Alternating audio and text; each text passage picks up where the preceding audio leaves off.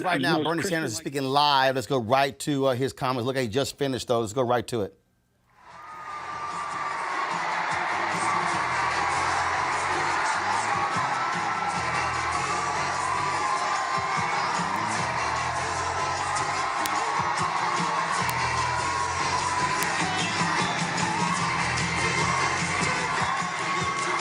Sorry, folks, we got that to the tail end. Bernie Sanders speaking there in Vermont. Of course, he won his home state as well. A little bit earlier, let's see, we're waiting for Joe Biden to actually speak. He is in Los Angeles right now, and so we're monitoring that as well to see what he addressed folks there. California, they have not stopped voting in California. Of course, it's 10:17 Eastern, which means it's 7:17 in California. And so, folks, they're still waiting for Joe Biden to actually come to the podium there. And so we'll be watching those results. Let's right now bring in a new set of panelists who are with us. Joining me just to my left is C.J. Jordan, CEO of Jordan Management Group. Mustafa Santiago Ali, formerly with the EPA. On the far left, we have Michael Brown, former DNC Finance Committee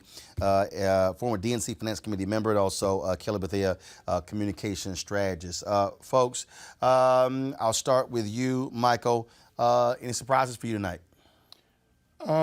Yes. I did not know that my law school professor, Joe Biden, would have the kind of night he did. I knew he was going to win the SEC South. I knew he was going to do well there. Clearly, I didn't know he was going to win Minnesota. I don't know how many people thought that. So, yes, I am surprised. I thought it was going to be a little closer. Obviously, we don't know what's going to happen yet in California. Texas looks very close, which means the delegates will be split. So I don't know if Texas is anything more than a wash. So I'm very surprised and very pleased. I knew he would do well. I didn't know he was going to do this well. Kelly? I'm more surprised at the fact that Warren didn't get her home state. I just feel like you should be able to win your home state. The fact that Warren wasn't able to churn out the delegates and churn out the votes for that is surprising. Everything else is kind of, sort of expected. I feel like Biden was the safe Democrat to vote for, and I feel like a lot of Democrats right now are looking for safety, that keyword electability, and they feel like Biden has that. So it doesn't necessarily surprise me that Biden is winning right now, but the fact that Bernie Sanders was able to get his home state, but not Elizabeth Warren, that's troubling to me. Mustafa, I find it, people keep talking about safe. It's as if people don't think that maybe Biden's better than Sanders. I mean, I don't understand this whole deal about, safe versus risky. If people think that Biden has a better shot at beating Trump, it is what it is. Yeah, and also, so part of Vice President Biden's platform is about rebuilding the middle class. And if you think about the fact that we've got 46 million people who are living in poverty in our country, that is a message that's going to resonate. Now, yes, other candidates have, used some of that language, but he also has backed it up around infrastructure. And everybody knows that infrastructure is also another opportunity. So I'm not saying that he's safe. What I'm saying is that he's speaking to the heart of America, and it's resonating. It's resonating because people have known him for years. People have seen him, in action in other ways. He's made some mistakes, but also folks feel, it looks like from the way people are voting, that right now he's the best bet. CJ, I go back to all the people who are talking about after Donald Trump wins, and that is, can you get a Democrat who can appeal to people who in those Rust Belt states? Joe Biden talks about being from Scranton, Pennsylvania. He speaks that language. And you also, again, have very young voters who like Bernie Sanders. But at the end of the day, you can be young and complain all day, but the bottom line is if you don't vote in the same way the older folks vote, all you're doing is just running your mouth. I mean, that is absolutely correct. I think when we talk about the Rust Belt in the Midwest states, even though he's from Scranton, Pennsylvania, one of the reasons those individuals, voters, supported President Trump was based on bringing some of those jobs back. And a lot of people also remember that Joe Biden supported NAFTA, and a lot of those individuals lost their jobs. And I hope those people also remember that it was Obama who was president and Joe Biden was vice president who saved their asses in the auto industry. And not only that, not just the car companies, but the entire supply chain. That was great fear that you would have thousands upon thousands in all of those Rust Belt states who would have gone out of business because of the automotive companies had gone under. They didn't. Remember, that's how Obama was able to nail Mitt Romney, because Romney did not support a bailout of the automotive industry. And so if you're Joe Biden, you get to make that argument as well. But here's the other thing that people don't understand about NAFTA, Michael, and that's the piece here. You talk about NAFTA.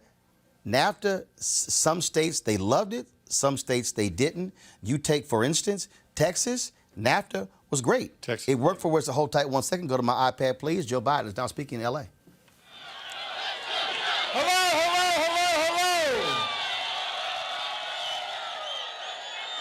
It's a good night. It's a good night. And it seems to be getting even better. They don't call Super Tuesday for nothing. By the way, this is my little sister, Valerie, and I'm Jill's husband. Oh, no, this is Val, you switched on me. This is my wife, this is my sister. They switched on me. Folks, it's still early, but things are looking awful good. For those who've been knocked down, counted out, left behind, this is your campaign.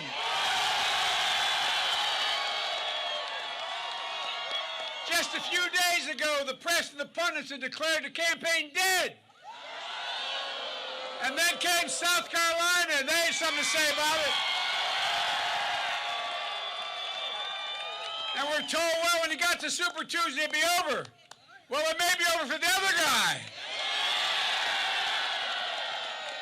Tell that to the folks in Virginia, North Carolina, Alabama, Tennessee, Oklahoma, Arkansas, Minnesota, and maybe even Massachusetts. It's too close to call. We're still waiting for Texas and California, a few other small states to come in. But it's looking good. So I'm here to report we are very much alive. And make no mistake about it, this campaign that will send Donald Trump packing, this campaign is taking off. Join us. To those folks, listen, go to JoeBiden.com. Sign up, volunteer, contribute if you can. We need you, we want you, and there's a place for you in this campaign. People are talking about a revolution. We started a movement. We've increased turnout. And the turnout's turned out for us. That can deliver us to a moment where we can do extraordinary things. Look. Our agenda is bold, it's progressive, it's a vision where health care is affordable and available to everybody in America. Where we bring drug prices down under control with no more surprise billing. Access to hospitals in rural areas as well as urban areas. Access to care. A bold vision where we invest billions of dollars to find, and I promise you, cures for cancer, Alzheimer's, and diabetes. Standing up to and beating the NRA and the gun manufacturers. And leading the world to take on the existential threat of climate change. I'm going to start by rejoining an outfit I helped put together, the Paris Climate Accord, and we're going to move it a long way. A country where the quality of education will not depend on your zip code. Where we triple funding for low-income school districts, providing raises for teachers, full-time school for 3, 4, and 5 years old. and increasing exponentially the prospects of their success. Free community college, providing credentials for every job of the 21st century. And significant reduction in the cost of going to college and your student debt. If you volunteer, you pay nothing. Folks, we can do this. And let's get something straight. Wall Street didn't build this country. You built this country. The middle class built this country. And unions built the middle class. In the neighborhoods we come from, the three...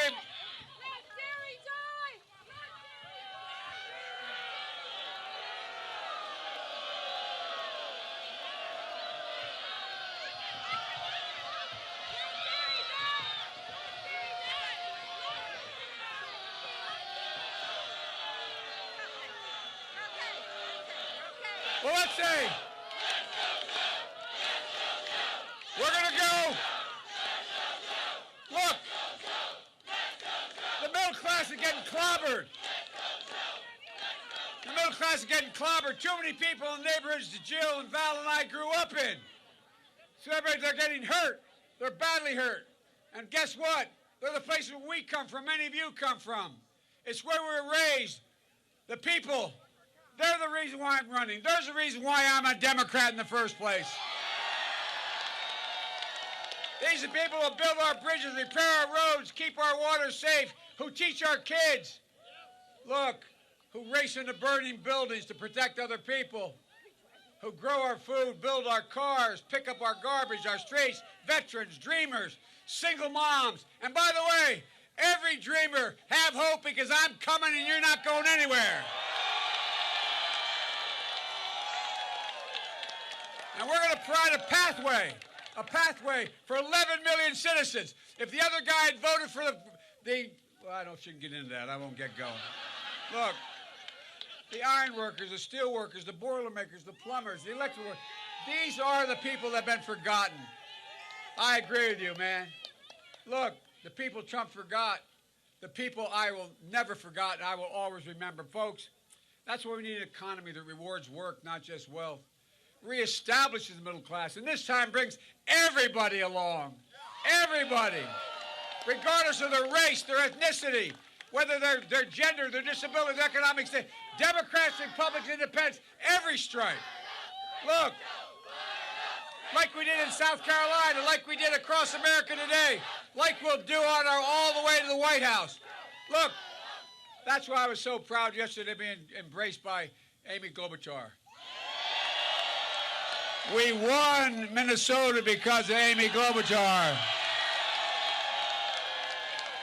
And we're doing well in Texas because of Beto O'Rourke.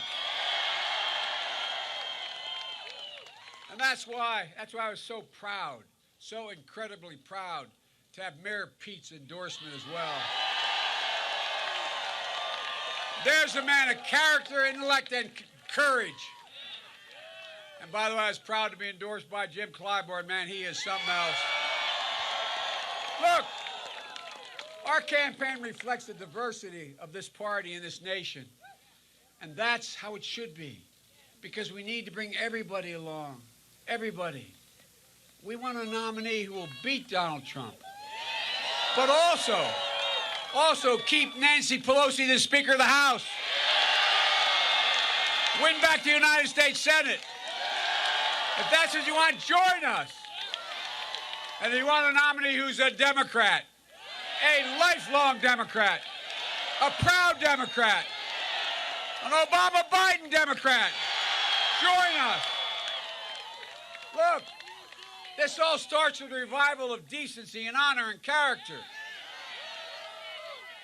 Trump has fanned the flames of hate and sought to divide us. He's insulted, demonized, and actually just the way he talks about people. He has not a single sense of empathy. He doesn't have any compassion. No regard for the values that made this country who we are. Not the way you were raised by your moms and dads. He looks at honesty and decency and respect, and he views it as a sign of weakness. He doesn't believe that we're the beacon to the world. He doesn't believe we're all part of something bigger than ourselves. That's why I've said from the moment I announced for this candidacy, we're literally in a battle for the soul of America. Folks, winning means uniting America. All right, folks, that was Joe Biden, of course, speaking tonight in Los Angeles. He is obviously extremely pleased with tonight's election results. You saw him rattling off the states that he has won. Tonight, we're still waiting results in other parts of the country, namely Texas, as well as California. You heard Joe Biden say they've declared him the winner in Arkansas. And so the headline on Politico, quite interesting. Biden pulls off stunning Super Tuesday turnaround a little bit earlier in the night. Bernie Sanders addressed his supporters in Vermont. And here's some of what he had to say.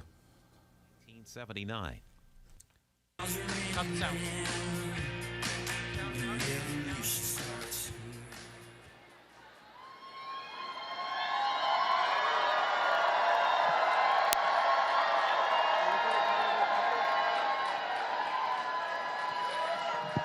Ladies and gentlemen, the next President of the United States, Bernie Sanders.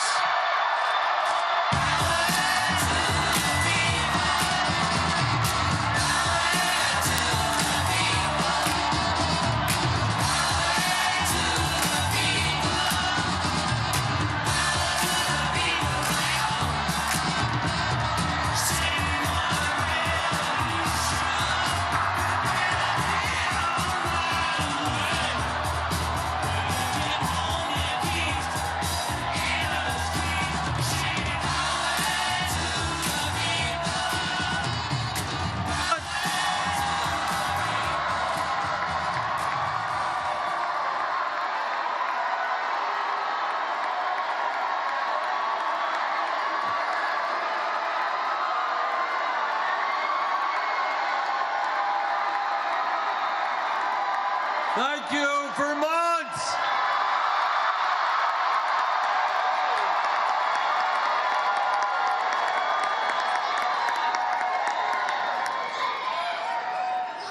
You know, it's a funny thing. 31 years ago today, we won the mayoral race in Burlington, Vermont.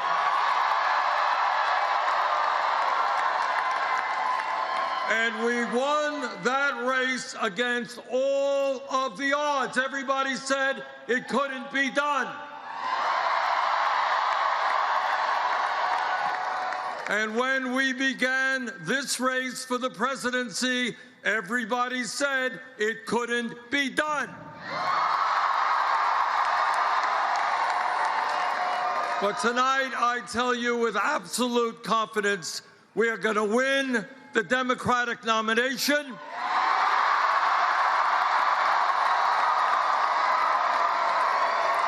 And we are going to defeat the most dangerous president in the history of this country.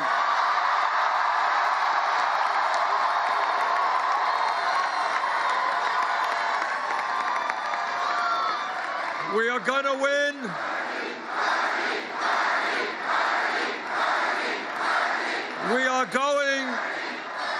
We are going to defeat Trump because we are putting together an unprecedented grassroots, multi-generational, multiracial movement.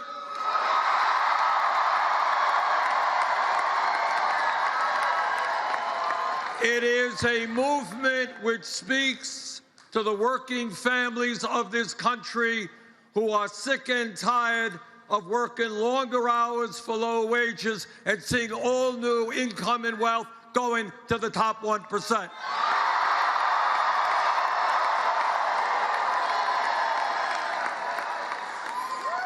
It is a movement which says the United States will have health care for all as a human right.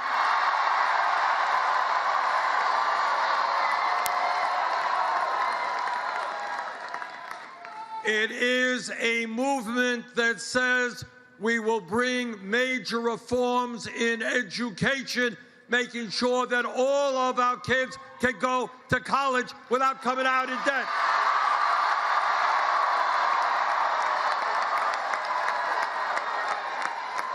Now, what makes this movement unique is we are taking on the corporate establishment. We are taking on the greed of Wall Street, the greed of the drug companies who charge us the highest prices in the world, the greed of the insurance companies, and given the existential crisis of climate change, we are saying to the fossil fuel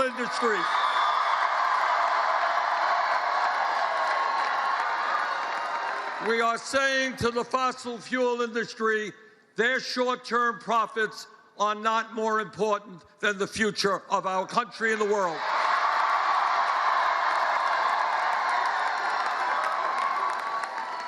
But we are not only taking on the corporate establishment, we're taking on the political establishment.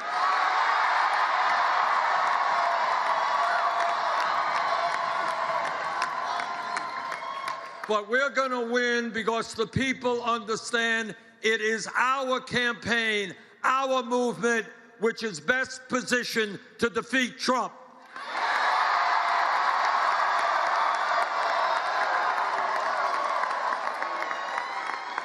You cannot beat Trump with the same old kind of politics.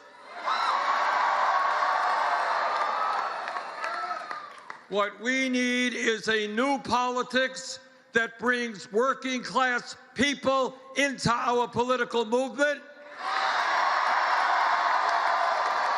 which brings young people into our political movement, and which in November will create the highest voter turnout in American political history.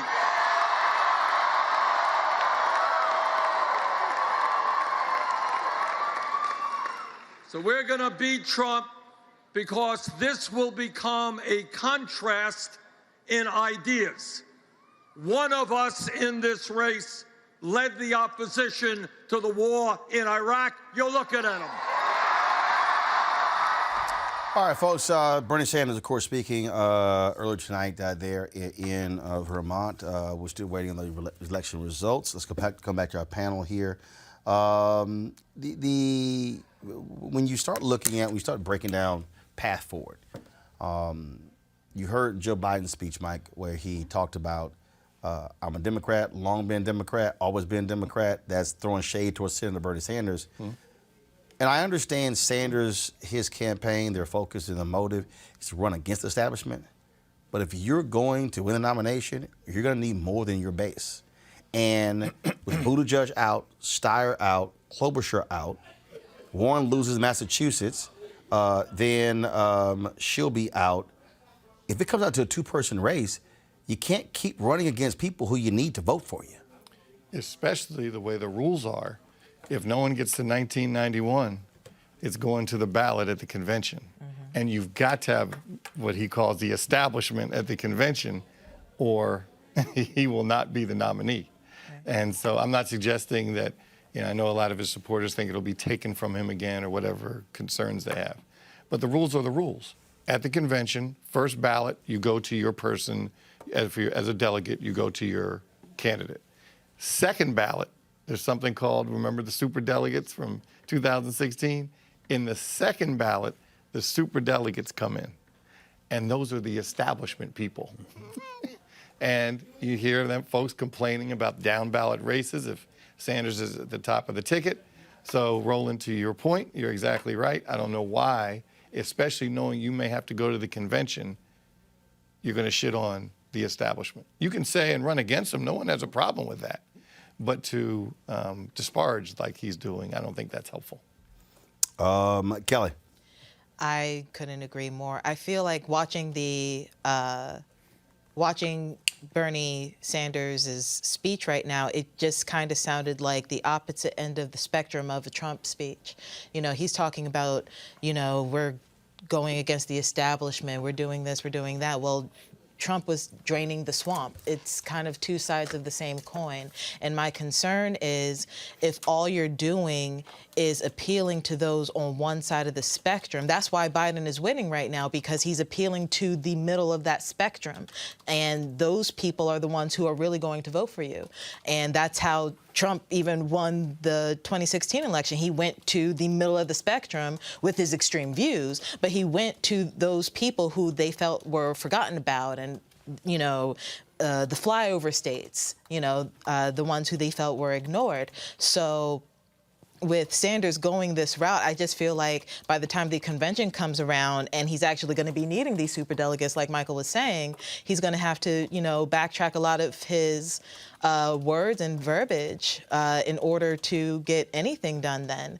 Because even though he's winning some big states right now, Biden is still sweeping, you know, for all intents and purposes, and he's going to need a lot more help than just his supporters. Also, folks, just to let y'all know, we were been live on Facebook, YouTube, Periscope all night, but for some reason, CBS issued a block, and all of a sudden, we went offline on Facebook and Periscope. I don't know why. We haven't used a damn thing from CBS at all. So I don't quite understand why they have issued this block. And so we're still live on YouTube. And I'm sending out a notice right now. And again, so what happens is with these algorithms, these people somehow think that they'll try to put a block and you never use their video. We've had that happen. Other folks have done that where they block something we did and we didn't even use anything from them. And so we're on it right now. So the folks who are on Facebook and Periscope as well. So people have been sending me, text messages about this. So I have no idea exactly what's going on, but we're certainly trying to fix it now. CJ, look, Donald Trump ran against the establishment. They all fell in line. Republicans are different from Democrats. Democrats, I say, hold grudges more so than Republicans. If you're Senator Bernie Sanders, you're going to have to figure out a way how to increase your support. You look at tonight again, Maine, where Biden is up slightly. You can say everybody's against me. You can yell, scream all day, but the whole goal is to win. Right. The whole goal is to win. I think Bernie has to do two things. One, he knows that Hillary took a shot at him. We know that Perez hadn't been in the Democratic chair long in a sense of understanding the rules of engagement. And a lot of Hillary's people are in charge of the committees going into the convention. And I was sharing with Mike earlier, I said, where is Sidney and hard-knuckle Rahm Emanuel going to be? They're going to be in the room whipping those votes to ensure that Joe Biden gets over the finish line. And so Bernie needs to figure out who can he appeal to that's part of the establishment. Where can he peel off a few of those superdelegates? Because at the end of the day, Joe Biden is going in with Jim Clyburn. He's going in with Nancy Pelosi. He's going in with Rahm Emanuel, Sidney Blumenthal, probably President Clinton. And all he's going to have is Elizabeth Warren if she decides not to release her delegates until the convention. So he's got to figure out his math. Mustafa. I mean, here's what he has to do. One, he's got to get young people to actually come out and vote. You know, they can use the energy and the innovation, but they've got to actually mobilize and get them to actually sit down and make sure that they're actually voting. The second part is that he has work to do with the black community. So people made some assumptions before, that there would be a fairly significant population of our own people who would actually, be down with Bernie. That, unfortunately, doesn't seem to be happening at this time. So he's got work to do there. The other part that he has to do is that he has to get working class white folks, some of those who voted for Trump, to actually believe that some of the things that he is moving forward on, that they see themselves reflected in that. And if he's not able to do that, then unfortunately, the base that he's working with will not grow large enough for him to be competitive moving forward. Let's flip the script. Let's talk now about what Biden has to do moving forward. A lot. Yes, quite a bit.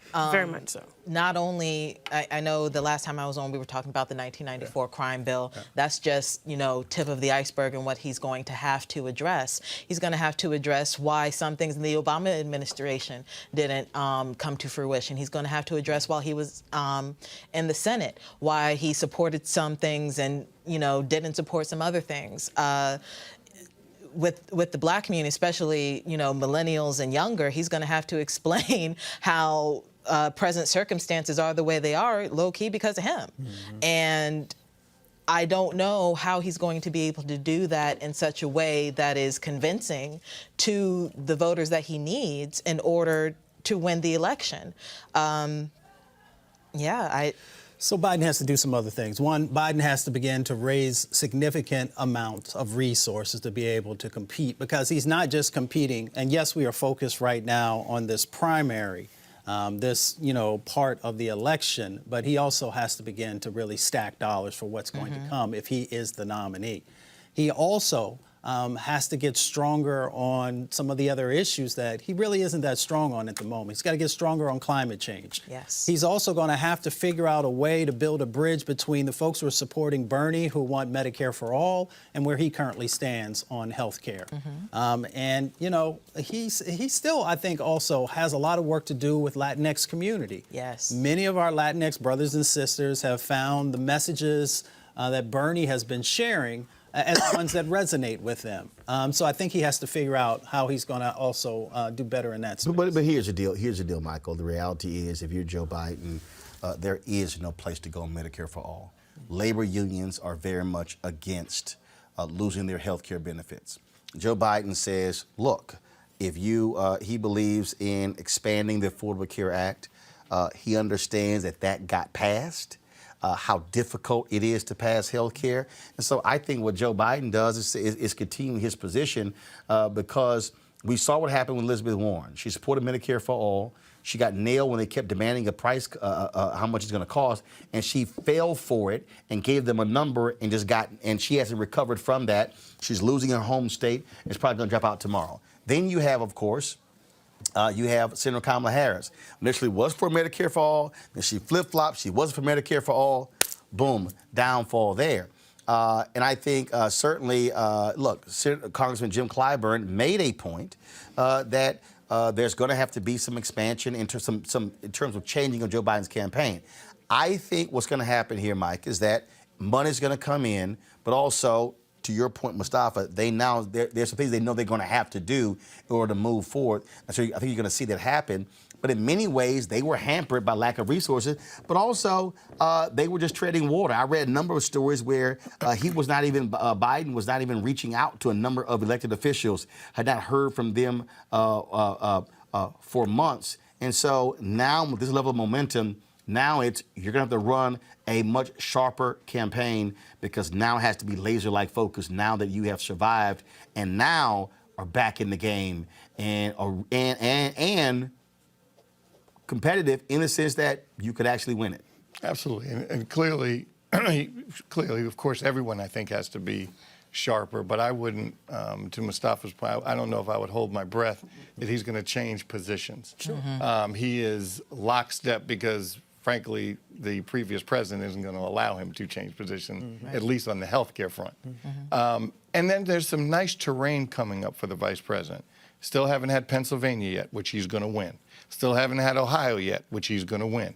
Still haven't had Florida yet, which he's going to win. So the terrain for him, and so, they probably have their mechanics, but I think, as Clyburn said, needs to sharpen it a little bit. But I think you're probably right about the climate change debate, and maybe now with resources you can bring some better experts in to help you understand and sharpen that message. But on healthcare, maybe you can use the word universal, which means everyone gets covered under the Obama plan. And for folks that don't want to go on the Obama plan, we'll make sure you're covered, maybe through Medicare. I just think, Kelly, look, at the end of the day, look, I get the whole back and forth on health care, but the fact that multiple presidents have been trying to get health care, and it finally got passed, barely. So this whole idea that you're going to now go from that, first of all, you get Affordable Care Act, Trump is trying to get rid of it, and now you're going to go from that to, okay, we're going to go something just totally different. No, I think Biden is being very realistic about it. I'm not dismissing what Sanders says about the cost of health care and how these companies are making profits, but I'm also looking at the hardcore reality. You can be Sanders and make the argument. How do you get it through Congress? And that is going to be the nail in the coffin for the Sanders campaign, because I don't think you can at this juncture, because it's so expensive, because we are so divisive as a country that, frankly, Congress is just split. It is splintered, and there's no way right now for them to come together on and compromise on any bill, let alone something as big as health care. Like you said, Biden is doing what he's going to do, what he has been doing, which is really just towing the line. Now, is that my personal preference? Not necessarily. But if you're going to win this election, that seems like what you're going to have to do, because we, the Democrats, need those votes that Trump got in 2016. And those votes initially went to Obama in 2012. So it's like we're trying to get people back to our side. And how do you do that? You can't go to the extreme side of the spectrum in order to get people who are in the middle. Now, CJ, look, you're running against a guy who wants to get rid of it completely and actually has no replacement. I've yet to hear it, and I'm still waiting. Well, I think here's the thing. Michael talked about Ohio, and with Nina Turner coming from Ohio, I think there's going to be a lot of pressure on her to deliver Ohio for. Okay. I understand. You can go on to the next point. No. Allow me to finish. Hold on. Deliver Ohio when? In the primary? Yeah, in the primary. Oh, gotcha. Because first of all, Democrats ain't win Ohio in general. Right. So you don't lose by 450,000 votes in 2016. All of a sudden, you come back. I'm with American Priorities PAC. I wouldn't spend a dime. I love all y'all people in Ohio. But Marsha Fudge and Joyce Beatty, I love y'all too. I wouldn't spend a dime in Ohio after you got drubbed. I would actually put that money, I would put that money in North Carolina.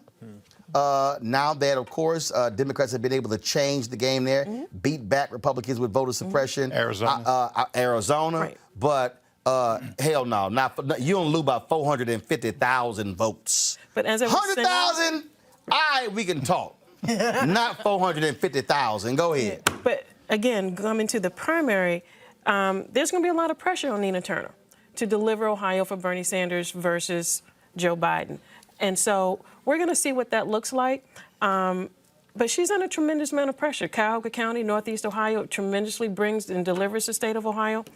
I don't know how Joe is going to do. Even with Tim Ryan, a former presidential candidate coming out of Youngstown, I don't think he's going to be able to deliver all of Northeast Ohio for Joe. But here's the deal, though. If you are Mustafa, if you're Biden, again, what's going to happen next is you're going to step back. If you're the Biden camp, you're the Sanders camp. I'm saying those two. Warren is losing her state. She's going to drop out tomorrow, and the product's going to be tonight. Okay. Second, Mike Bloomberg. I won't even give Bloomberg to next week. I'll go back to my previous prediction.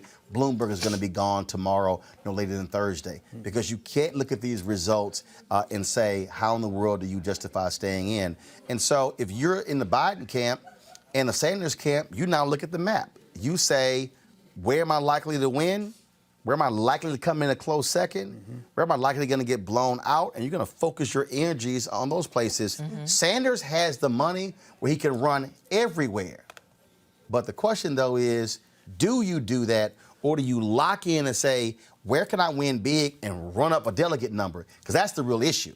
Running close means nothing. You want to run up delegate numbers. Well, Bloomberg can play a huge role in helping to make sure, if he chooses to make sure that Biden has the infrastructure that's going to be necessary moving forward. And it's interesting because Biden hasn't had the infrastructure and he's been as successful as he has. But I think that, Name ID. Yeah, it's name ID. And it also helps if you go ahead and start that process now and you become the nominee, then it puts you in a better position, as we move toward the general election. The other part with, some of the things that he, needs to focus on is, in the middle part of the country, people are caring about jobs. They're caring about opportunities of advanced manufacturing in places like Ohio and Michigan and other places. So I think he has, some background there that will be helpful as he moves forward. All right, folks, let's do a reset. And so tonight, Super Tuesday, it has been quite the interesting night. This is the headline. Go to my iPad, please, from Politico. Biden pulls off stunning Super Tuesday turnaround live analysis.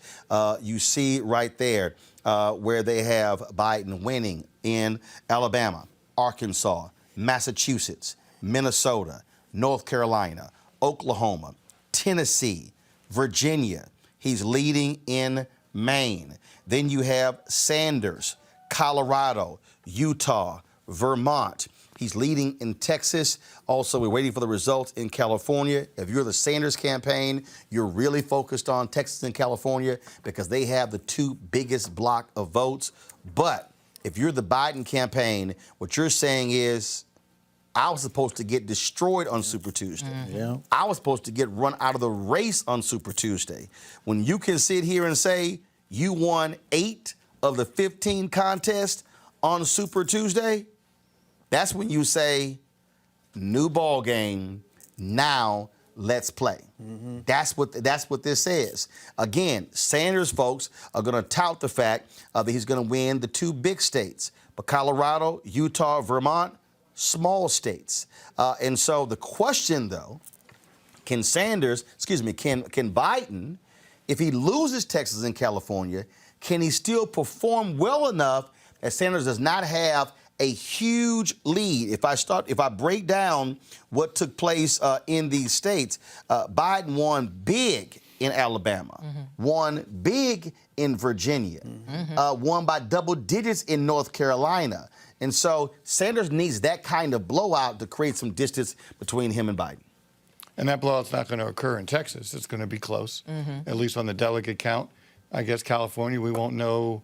What do they say? They have 30 days to count all their votes. I guess we'll know something tomorrow morning. Yeah, because they they changed their whole deal and also the whole independent vote as well. So it's going to be a number of votes. So frankly, looking at tonight's results, that could absolutely change. In fact, we saw that in the previous 2018 in the statewide races, where as they kept counting, the lead kept dwindling in some of those races. And so it's going to be probably a week or 2 at best before we get a real sense of what happened in California. And so he has to run the numbers up. If he's supposed to win like he's supposed to win big in California, he has to run those numbers up, at least to compete with what these final results will be for Super Tuesday for Biden.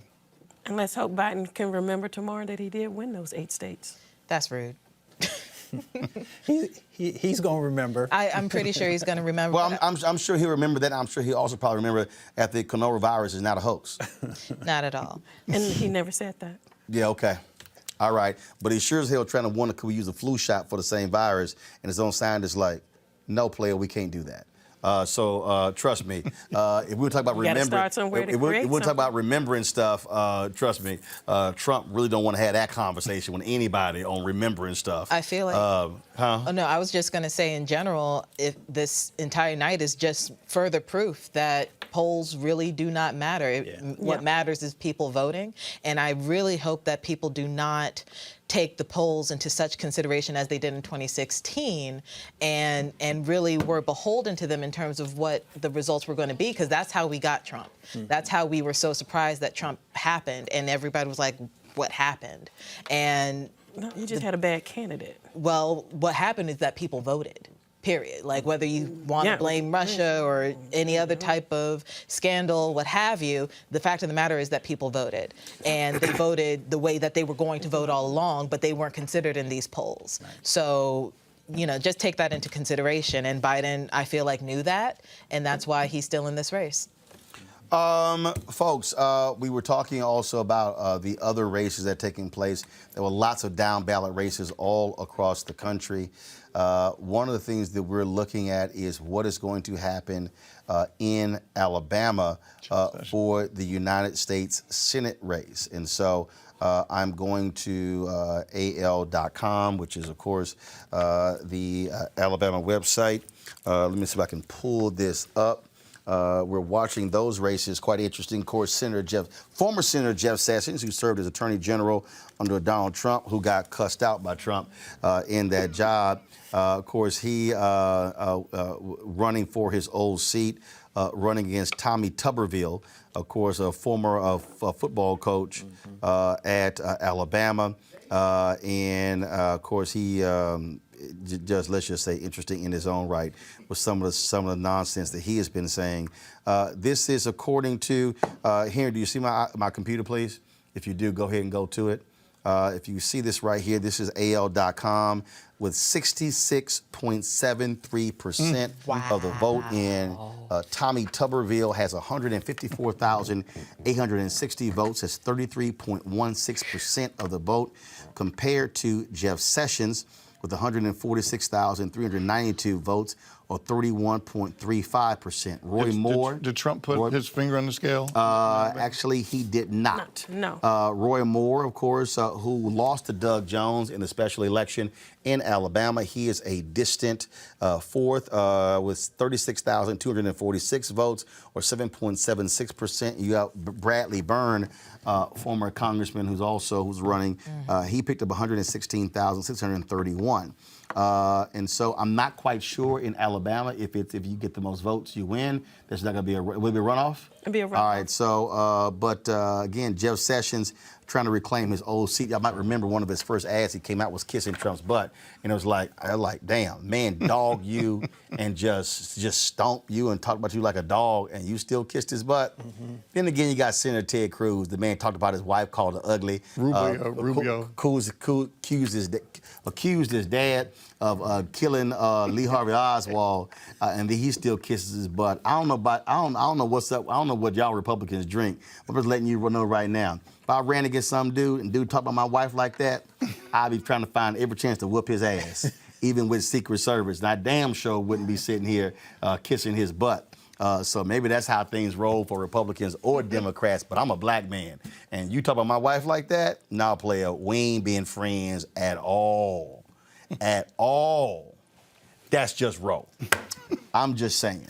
That's just roll. You're not the only one. It's going to be, I want to go to one of the things. Let's talk about North Carolina. You're going to have Tom Tillis, Cal Cunningham run against each other. Democrats have gotten behind Cunningham. Again, things have changed in North Carolina. More Mondays, the work they've been doing there.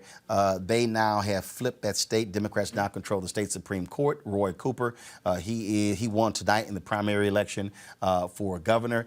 They now have been able to beat back a lot of the voter suppression, the crazy things happening there. The courts have been ruling against the districts. North Carolina's going to be a hell of a lot more competitive state. Obama won North Carolina by 14,100 votes in 2008. That state, and there are more registered Democrats in that state than there are Republicans. And so I think this cycle around, Republicans are going to do a hell of a lot more work in North Carolina, Michael, if they want to hold on to the state. Absolutely. And this is specifically where who is at the top of the ticket matters. And if it's, Vice President Biden, you have a better shot, I think. Not to say that Senator Sanders wouldn't. It's a little different maybe in North Carolina. You have a lot of universities there where clearly Senator Sanders does well with young people. Obviously, to Mustafa's point, you got to get them out to vote. But North Carolina's in play. Frankly, there are only a few states that are not in play in this election. I think everything is going to be in play. 45 is still going to be very difficult to beat. But the fact that these other states like Arizona is in play, Virginia's I can't even still believe in play. I don't even. Virginia. Well, I think Virginia's blue now, but I understand what you're saying. Texas. It's a reddish purple. I think Texas may be in play. I'm not saying we win Texas, but it's in play. Right. And that clearly depends on who's at the top of the ticket. So I think, I think Tillis. I'm from may lose the Texas. seat. I vote in Texas. Texas is not in play. And you always say that. I know. No, it's not. It's not. I'm telling you. I don't think we spend a lot of money. The only way. Look. This is the fundamental problem in Texas. Hillary Clinton, Obama run in 2008, significant enthusiasm. I'm talking about major enthusiasm. Texas Democrats said, wow, we finally can rebuild the party. Everybody forgets that before John Tower was elected United States Senator in Texas, Republicans had not held a statewide seat in Texas since Reconstruction. It was a Democratic state. Get Ann Richards? Ann Richards comes in. She gets beat by George W. Bush in the next election cycle. Republicans win every statewide seat. Republicans have controlled every statewide seat in Texas for the last 20 years. And so what Democrats have done, they've come into Texas, they've come into Houston, into Dallas, into Austin, raised millions of dollars, left with those money bags, and did nothing in the state. They thought after 2008 Obama was going to mobilize and organize. Did not happen. The issue that you have there is that there are 2 million eligible but unregistered Latinos in Texas. And when you look at what Democrat billionaires have not done is do what Republican billionaires have done. If you are a Tom Steyer, if you are a Michael Bloomberg, if you are any one of these other billionaires out there, you actually say, I am going to invest anywhere from $50 to $100 million in Texas. We're going to move 1,000 or 2,000 people into that state or hire them. They're going to live there for the next 4 years. And their job is to live in those communities, become ingrained in those communities, and to register Latinos to vote. If you hit half that number, if you register 1 million Latinos out of the 2 million who are eligible to get registered, and the break in Texas is around 70-30. Republicans win statewide by 225,000. The margins have shrunk, not only because 500,000, the reason you also say it's in play, is because 500,000 new people moved in Texas every single year.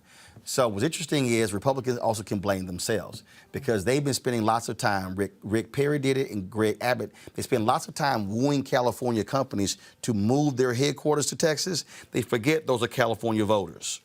And so what's happening is Republicans have been getting killed in the suburbs. But if you look at the split 70-30, you take 1 million. You're losing about 200,000 votes. If you put 1 million new Latinos on the poll the rolls, and let's say it's a 65-35 split, you can wipe out Republicans. But they got to be able to do it. And the problem is Democrats have not been willing to do that. And so you're not going to win state. And this is where Reverend William Barber and I agree 100%. If you want to win, you've got to invest in the places where people are. Then you got to go talk to them. You got to reach them. You got to touch them. You got to feel them. And then that's how you do it. You can't just send a bunch of white kids in with PDAs and iPads 6 weeks before the election and somehow think that you're going to be able to register people and get them out to vote. That ain't going to happen. And so that's where Democrats should be thinking in terms of how to utilize resources, Mustafa. Because otherwise, look, if you keep playing the same old game, you're going to have the same old results. Yeah. Well, going back to North Carolina, it is a prime example about the power of the people, especially what the Poor People's Campaign has done. They've been able to mobilize, lower income white communities, African-American communities, and a number of other folks who are in that space and get them focused on an agenda and keep them anchored to it. And then continue to build month after month after month. So if we could get, parties that actually do the right thing and make those investments and not just do these drive-bys that continue to happen, but actually spend real time, then, we can make real change actually happen. Folks, we're still waiting on, again, some of these results that are coming down across the country. What we are looking at, again, more than 1,300 delegates at stake tonight. You have 15 states. It has been a really, really good night for former Vice President Joe Biden.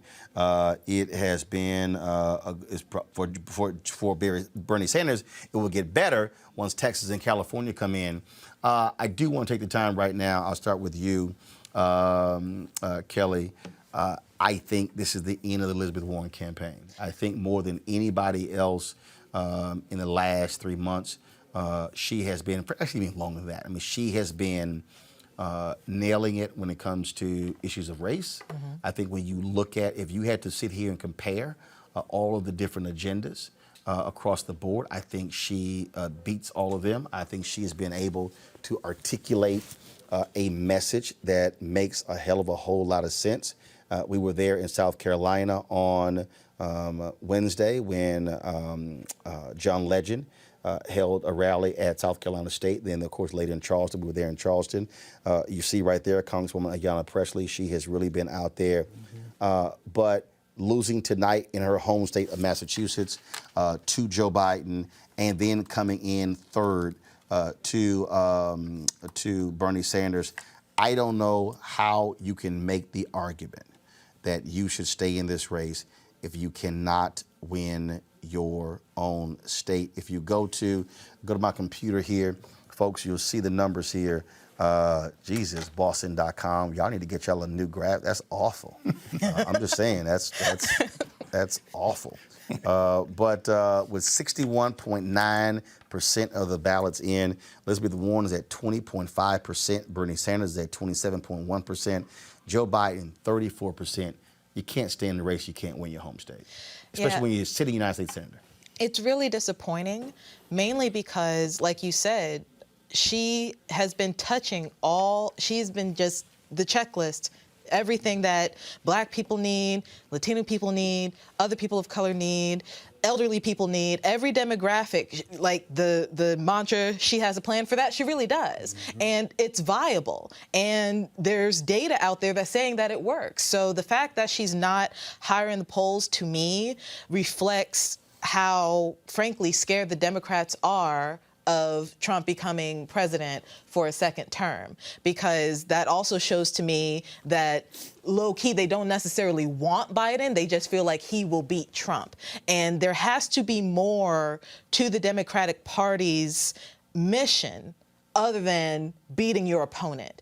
It has to be based on policy. It has to be based on ideology. And Warren had all three. She had the ideology, she had the policy, and if there was an engine, being people, the grassroots, DNC, everybody, like they're going behind Biden. And if they were going behind Warren like this, because she is the triple threat in that regard, she would be in Biden's position right now. But for whatever reason, I have my theories on that, but that's a whole another. Well, sexism still exists. Exactly. Yeah. You know, If you didn't want to say it, I'll say it for you. Thank you. Well, I wasn't going to say it because it's going to take a lot longer than just 30 seconds. But at the same time, those reasons are valid, and it's just incredibly disappointing that Democrats are running scared because of somebody that they don't want in office. I think that, again, I concur with you when you talk about sexism. But also, I go back to what I said earlier. Michael, sometimes you got to know when to run. When to? When to run. I fundamentally believe. Last time. And look, folks, understand something. I had Senator Elizabeth Warren on my Washington Watch show when she was over the one of those accountability task force. I mean, she was killing Tim Geithner. She was sparring with Joe Biden when it came to the bankruptcy laws. There was a movement of people trying to draft her to run in 2016. And she opted not to run. And I think, frankly, Senator Elizabeth Warren fell for it was Hillary's turn. Yes. There's no such thing as somebody's turn. You either earn it or you don't. I think she was at her hottest in 2016. She was at her zenith. She should have run then. Senator Bernie Sanders was an unknown entity nationwide. He became the anti-Hillary voice. He was able to build his frankly, infrastructure on that. She now runs in 2020. She's now running against a strong progressive, some might say even stronger than her, who now has an infrastructure behind him and money behind him. And so she's been suffering as a result. She drops out tomorrow, which I think she will. She's also the last woman. It will leave 3 white men in the race, 178, 178, 177. And I still believe that Michael Bloomberg, looking at the results tonight, Michael Bloomberg drops out, leaving Sanders and Biden. I just think that was the case. I think she ran 4 years too late. And then, politics, like life, timing has a lot to do with it. Luck, and you and I have talked about that. I agree with you. I think her time was last time, but I think you're right. The Hillary machine, Bill Clinton machine, it was probably tough for a junior senator to say, I can compete with that. And I'll wait, and I'll do it in whatever the timing was then. It's unfortunate, because I like her too. I think she hits a lot of the points you need to hit. She's a good candidate. She You're right. She checks all the boxes. And my thing is, what are these debates going to look like Without her there? Yeah. Because she was the only one actually touching on any issue. Like, she was not afraid of these moderators answering these questions. She actually tackled them head on, direct answers. If she didn't know, she said she didn't know. And if she knew, she said what her knowledge was. Biden hasn't done that. Sanders hasn't done that. Bloomberg definitely hasn't done that, whether he's going to stay in the race or not. So I just feel like it's going to be another political show as opposed to a real debate that will actually highlight why these people deserve to be president. Before I go to you, go to my iPad, please. This was a photo posted by Hewitt Zolars, Rice University author. This is a photo from the campus of Texas Southern University at 8:30 a.m. You can see, folks, the lines there. Do you see? So apparently he said that I don't know what the hell's going on this campus, but he said in his tweet, he said the line at TSU Houston for the Texas Democratic primary, 30 minutes after the polls close, the line continues inside the building. From the front doors to the voting booth took me over 2 hours in line, and nobody in this picture has made it that far yet. That's great. Somebody else tweeted here. Let me pull this up. I want to go to it. Read the comments here. Well, you're looking for Mustafa. Can you imagine the general with Trump on the ballot? The line is going to be longer. Oh, yeah. I'm looking at some of the comments here. One woman said, student and residents of the neighborhoods surrounding TSU are stuck in this line. I will hit 4 hours at 10 p.m. This person here says, I will note that this seems to be a widespread problem across Houston. Go to the tweet. I've heard similar from some affluent white neighborhoods. Do this here, Jackie. Get County Commissioner Rodney Ellis on the phone, please, so I can find out what's happening in Houston with these lines. Some might say that's a part of the energy as well, but this is an issue when you talk about 1,200 voting locations closed all across the South in the past 8 or so years, according to the report from the Leadership Conference on Civil Rights. But it also points to, again, why you kind of got to have an understanding of what's going to happen, anticipate, do you have enough voting booths so you avoid this? There is no reason in the world folks should be in line for 4 hours and they're still waiting. Well, we got to just strengthen our voter infrastructure. We know what voter suppression looks like. Sometimes it's subtle. Sometimes it's in your face. And we've seen polling locations close. We've seen them moved, all these various things. But folks should get prepared. People want to vote. People have been wanting to vote for months and months and months now because they want to make sure that they are sharing with the country what their expectations are, what their views are of these candidates. So I appreciate the energy, and we need to continue to push to make sure that these types of situations are not in the general. There's a lot we can do in that space. We got a lot of rich folks, who say that they want to continue to support some things. So, folks can throw some dollars. I will ask you, CJ, what is your party going to do about these long lines? And when it comes to voting, are Republicans going to stand in the way of folks voting, or are they going to keep supporting the closing of voting locations, shutting them down? What y'all going to do? No, we're not going to stand in the way of people voting. I think here's the thing that we have to do in educating individuals. When I was active in the NAACP doing voter registration and education, one of the things that we always made sure when we was going through reapportionment in Ohio was educating the voter that said, look, when you look at this particular precinct and you have low voter turnout, it then goes back to the state Secretary of State, and if we continue to have low voter turnouts in those precincts, then it allows for them, when they're sitting down and say, hey, let's concise, let's close, let's move, let's change. That's what happens. But CJ, I don't say it's fair, or I'm just saying what we did for education. They're not cutting booths where there's low turnout. They're actually cutting locations where there's been high turnout. Again, the Leadership Conference on Civil Rights has documented more than 12. I've not seen it yet. First of all, we did it on the show several times. More than 1,200 locations have been cut. Republicans have been slashing early voting locations. In North Carolina, where the federal judges ruled that they had surgical-like precision targeting black voters, they asked the question, when are black people voting early in North Carolina? 70% of African Americans in North Carolina vote early the first week. So what do Republicans in North Carolina do? They literally limited early voting to one location for the first few weeks in North Carolina, then expanded. It was a targeted effort. That has happened all across the country, including Texas. And so I don't understand, when is the Republican Party going to stop being the party of voter suppression?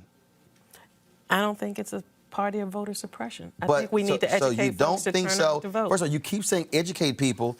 And so that means, based on that line, a lot of people are enthused, came out to support their particular candidate. You keep saying educate. Go to my iPad. They came out to This support is their a candidate. college campus. I think they are educated. And I know, and that's what I said. And we continue to educate. And I also said No, that that's not continuing to educate. You cut me off. And what I stated after that, I said, based on your pictures, it showed that they were enthused to come out to support their particular candidate. No, actually, what that picture shows, there were not enough damn booths in the room to vote. That's what that picture shows. I'm over here looking right now at a previous tweet. Somebody who voted. There were lines like that in 2000. When I was down in Miami, guess what? They had a lot of voting booths in there, and people were standing in line because I was with Tom Joyner when he came out. Okay, first and foremost, I'm from Houston.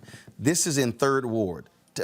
Black folks live, okay, in 3rd Ward, Houston. That's where TSU is, right across the street. I see white people. Yeah, I know that, but there are white people who live in, it's called gentrification.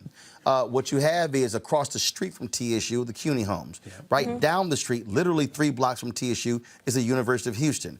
I'm reading one of the folks on here who also said that there were only 10 booths at the University of Houston voting campus, and there were similar lines as this here. Again, this to me is what we're seeing. We saw this crap where they shut down places in Maryland in 2018 and 16 as well, where there were people who were in line for 3 and 4 and 5 hours.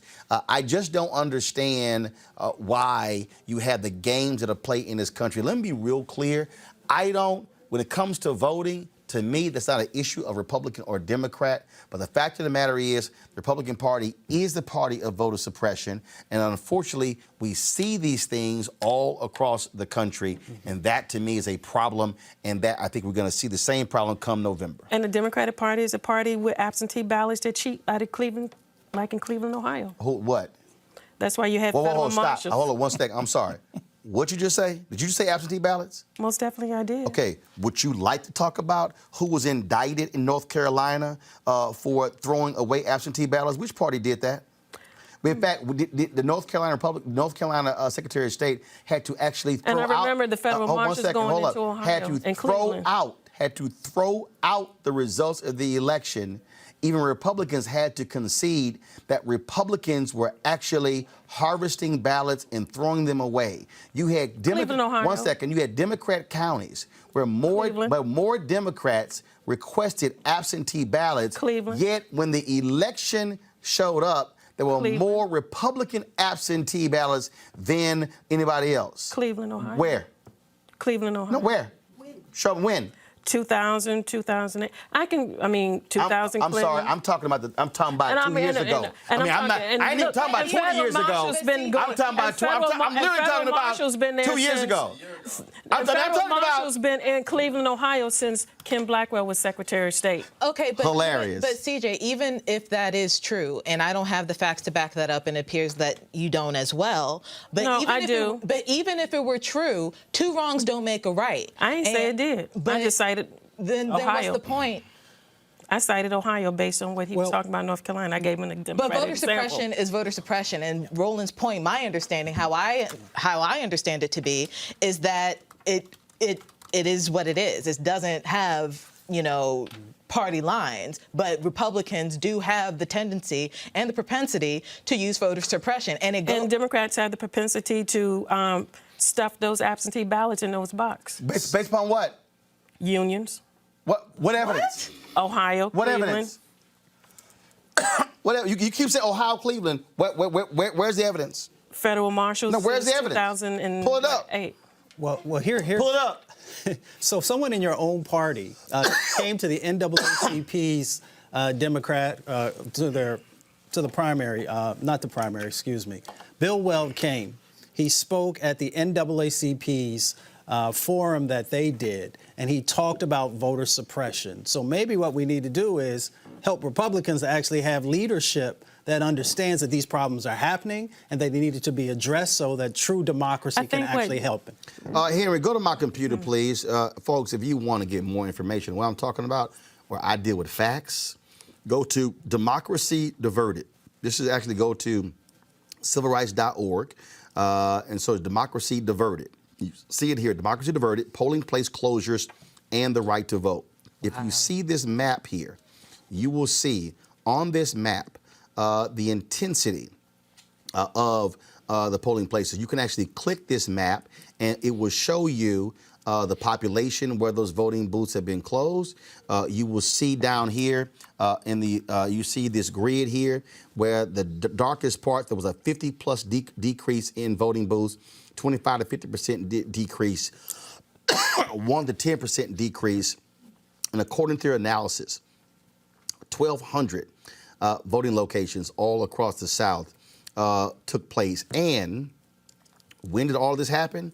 After the Supreme Court ruled Shelby v. Holder, which gutted significant parts of the Voting Rights Act, an act Republicans refuse to fix. They refuse to fix. Kelly, go ahead. I don't know whether you're about to wrap this segment up, but when it comes to voter suppression, when I see that picture, that's what I see.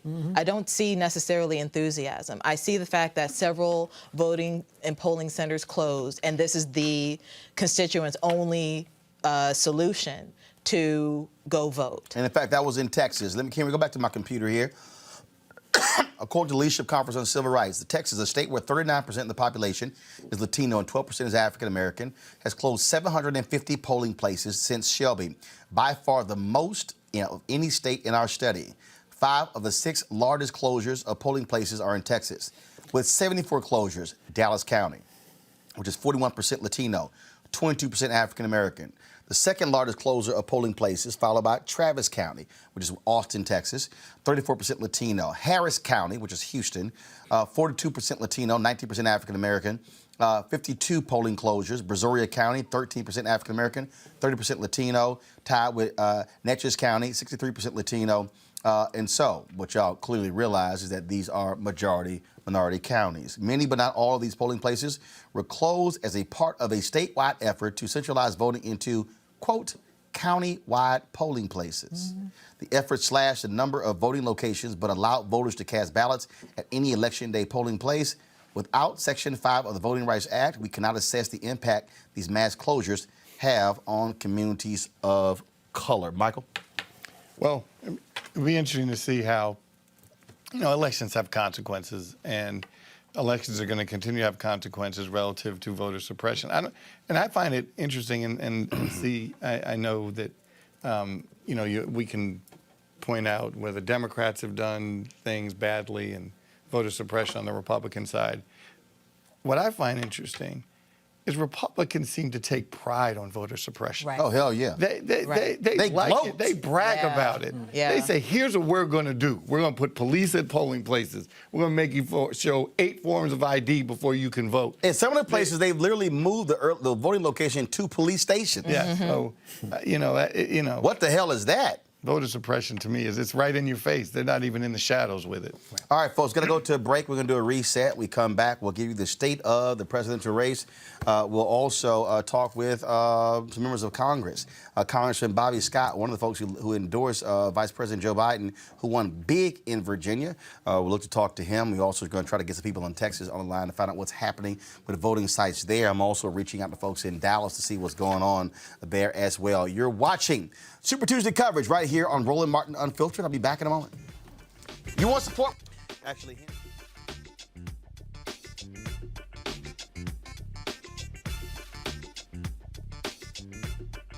support Roland Martin Unfiltered.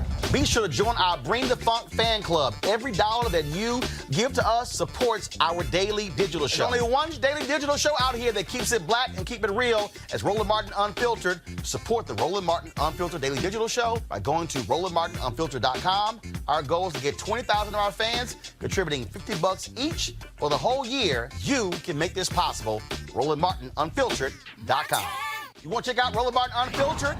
YouTube.com/Roland S. Martin. And subscribe to our YouTube channel. There's only one daily digital show out here that keeps it black and keep it real. It's Roland Martin Unfiltered. See that name right there?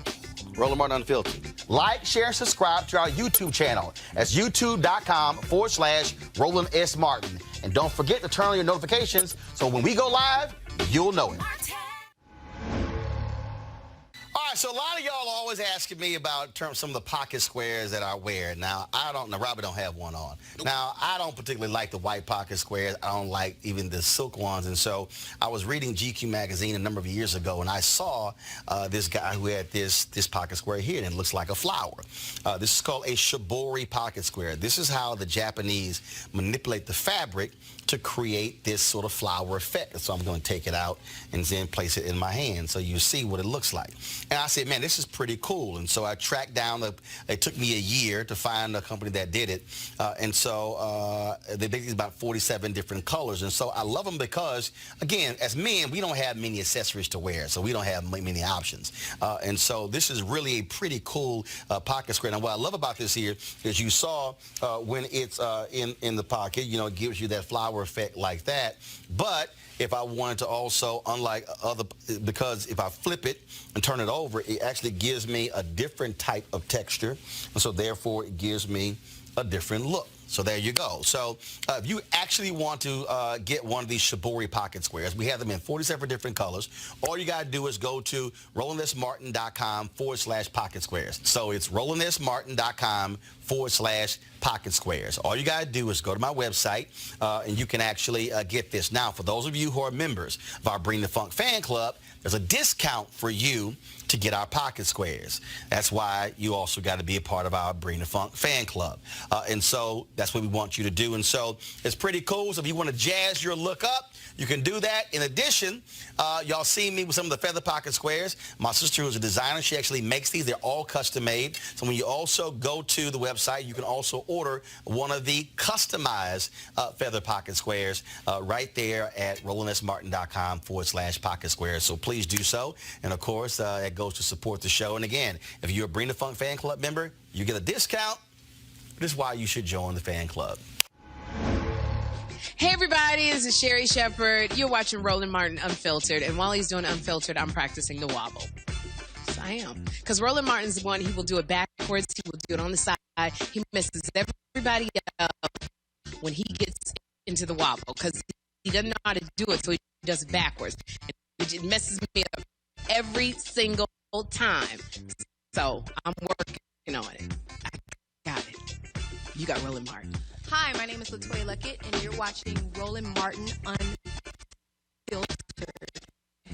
What's going on, everybody? It's your boy, Mac Wiles, and you are watching Roland Martin Unfiltered. What's up, y'all? It's Ryan Destiny, and you're watching Roland Martin Unfiltered.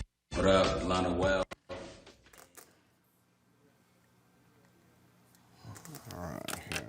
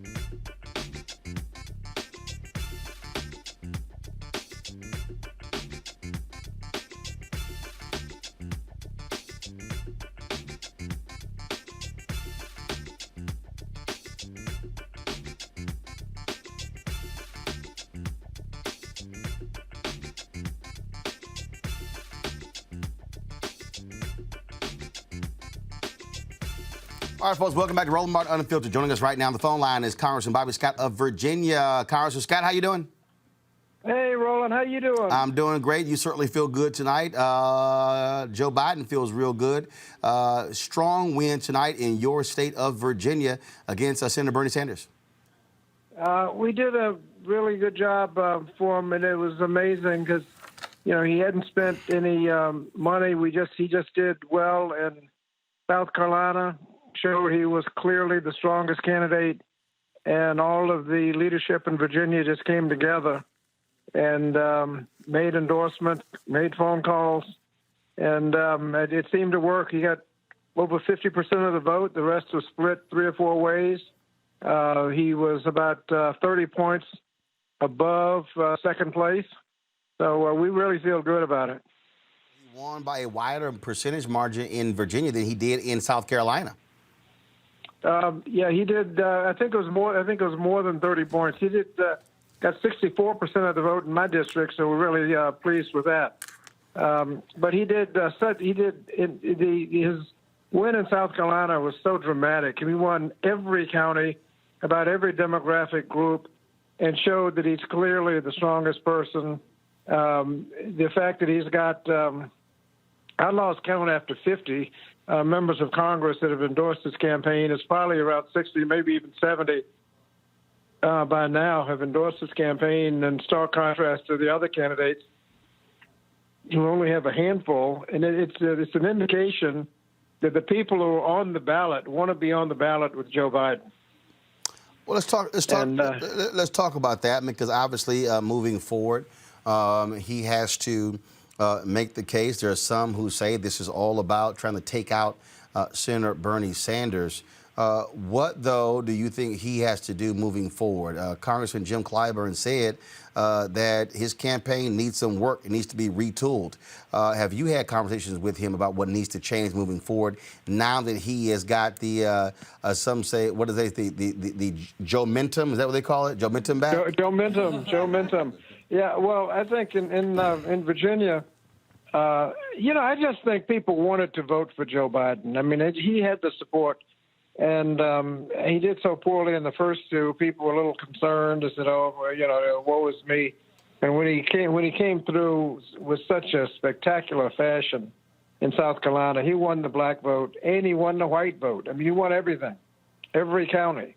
And it clearly, when Tim Kaine endorsed him on Friday, I endorsed him, and Terry McCollum endorsed him on Saturday.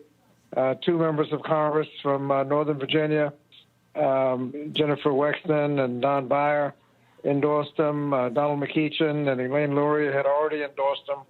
The leadership really came together. We actually had an interesting endorsement. We didn't have the money to promote it, but Senator John Warner endorsed him on Sunday. Right. Wow. Which means that you've got moderate Republican to liberal Democrat all supporting the same candidate. And that's the kind of coalition you need to put together to be elected president of the United States. I want to this evening, Joe is winning states from the East Coast all the way across the middle of America, through the South, through the Northwest. He was getting votes all over the country, and I think that's the kind of strength that we can show. Well, let's talk. All the Democratic candidates, by and large, are pointing the same way on most of the issues. Some want to go more aggressively than others. Let's talk about They're Texas. all going the same way, and the question is who is best positioned to win to actually implement the plans. Let's talk about Texas. I'm looking right now on the Texas Secretary of State website here. You can go to my computer if you want. 32% of the people of the polls reporting right now Joseph Biden, 153,066 votes at 27%. Michael Bloomberg, 106,559 votes at 18%. Bernie Sanders, 156,635 votes. That means that Sanders is ahead by about 3,000 votes, 27.63% to 27%. Polling showed Sanders up anywhere from 9 to 12 points in Texas. I kept telling people it was not that large of a lead. And so all discussion has been about how Sanders could rack up huge delegate leads in Texas or California. If those numbers hold up, that's a break even for a Joe Biden in Texas. That would be a huge, huge coup, and his people are predicting an upset in Texas. That could be huge if that happens. Well, I think when Joe Biden won so convincingly in South Carolina and proved that he could win every demographic group across the spectrum, every county in South Carolina, I think people concluded overnight that he is clearly the best candidate. We've got a good candidate. Let's go with him. Amy Klobuchar and Mayor Pete dropped out and endorsed him. Beto O'Rourke endorsed him. I think it's clear we have the best candidate, and we don't want to mess it up and nominate anything other than the strongest candidate. We've got good candidates. I mean, I'm not saying anything negative about anybody else, but I think you can just look at the people who will be on the ballot. We want to run with Joe Biden. All right, then. Congressman Bobby Scott, we surely appreciate it. Thank you so very much. Well, thank you. And he's going to be doing health care. He did health care. He could get things done. He led the charge on the assault weapons ban. Sunday night, he said he couldn't wait to sign the Safe Justice Act. That's the bill I've introduced on criminal justice reform. So we're looking forward to a great presidency. We just got to nominate him and elect him. All right. We appreciate it, sir. Thanks a lot. All right, Thank folks. you. You know what? I never quite understand on election night where numbers come from. So I'm literally on the Texas Secretary of State website. The Texas Secretary of State, where they kind of like certify elections, they're reporting 32% of the Democratic county polling locations are in, 32%. Yet when I go over here to the New York Times website, they are showing that in Texas, 52% are reporting. I'm just trying to figure out. Political has 45.6. I'm just trying to figure out how in the hell do they have 52% when the Secretary of State's They may be office. gathering from different places. I know in Maryland, particularly. Right, but our county boards, sometimes county boards report before state boards. Secretary of State has the official number. Right, you have all these people who are projecting. I'm just looking at this, and I'm kind of like, okay, I'm looking at numbers, and so if you go to Henry, go to my computer, please. This is the New York Times. They're saying, updated 4 minutes ago, in Texas, 52% reporting. Bernie Sanders, 310,125 votes, 28.6%. Joe Biden, 290,584. Bloomberg is at 17.9%, just above the threshold to get delegates. That says a whole lot. Let me introduce some new members of our panel. Eugene was here earlier, Eugene Craig Organization. We have Dr. Julianne Malvo, economist, president of Mara Bennett College. Reese Colbert, Black Women's View. What's up? Hey. Pam Keith, attorney out of Florida. All right, folks. Interesting. So, Reese, I'm going to start with you. I tried to tell you, Reese. What? I tried. See, you were not trying to believe me when I was trying to tell you what was going to happen with Biden. What you on the show, you kind of like, I don't know. Wait, okay, but you have to refresh my memory. I'm going to concede I may have been you incorrect, were but sort of poop on it. And I was like, I'm just saying, y'all might want to wait. What do you make of what the hell's happened tonight? well, I think he had an unprecedented stampede towards him. I don't think I've been following politics very closely for 20 years. I've never seen the kind of stampede of major game-changing endorsements that he received across the country in such a short period of time. He had an overwhelming victory in South Carolina. None of the polls predicted that. And so I think it was like a $500 million jackpot landed in his lap with all these endorsements that essentially wiped out a lot of gains that Bloomberg made. Plus, the folks finally woke up. I think that some of these people should have dropped out after Nevada, but they wanted to, see what they can do to Super Tuesday. Here's, I think, if I had to make a comparison, I'll make the comparison that what happened with Joe Biden in South Carolina compares to Obama winning Iowa. Okay, I would agree with that, yeah. And just for the people who are out there, just calm the hell down. Let me walk y'all through this. What I mean by that is, especially for African Americans, folks were like, all right, let's see what these white people gonna do.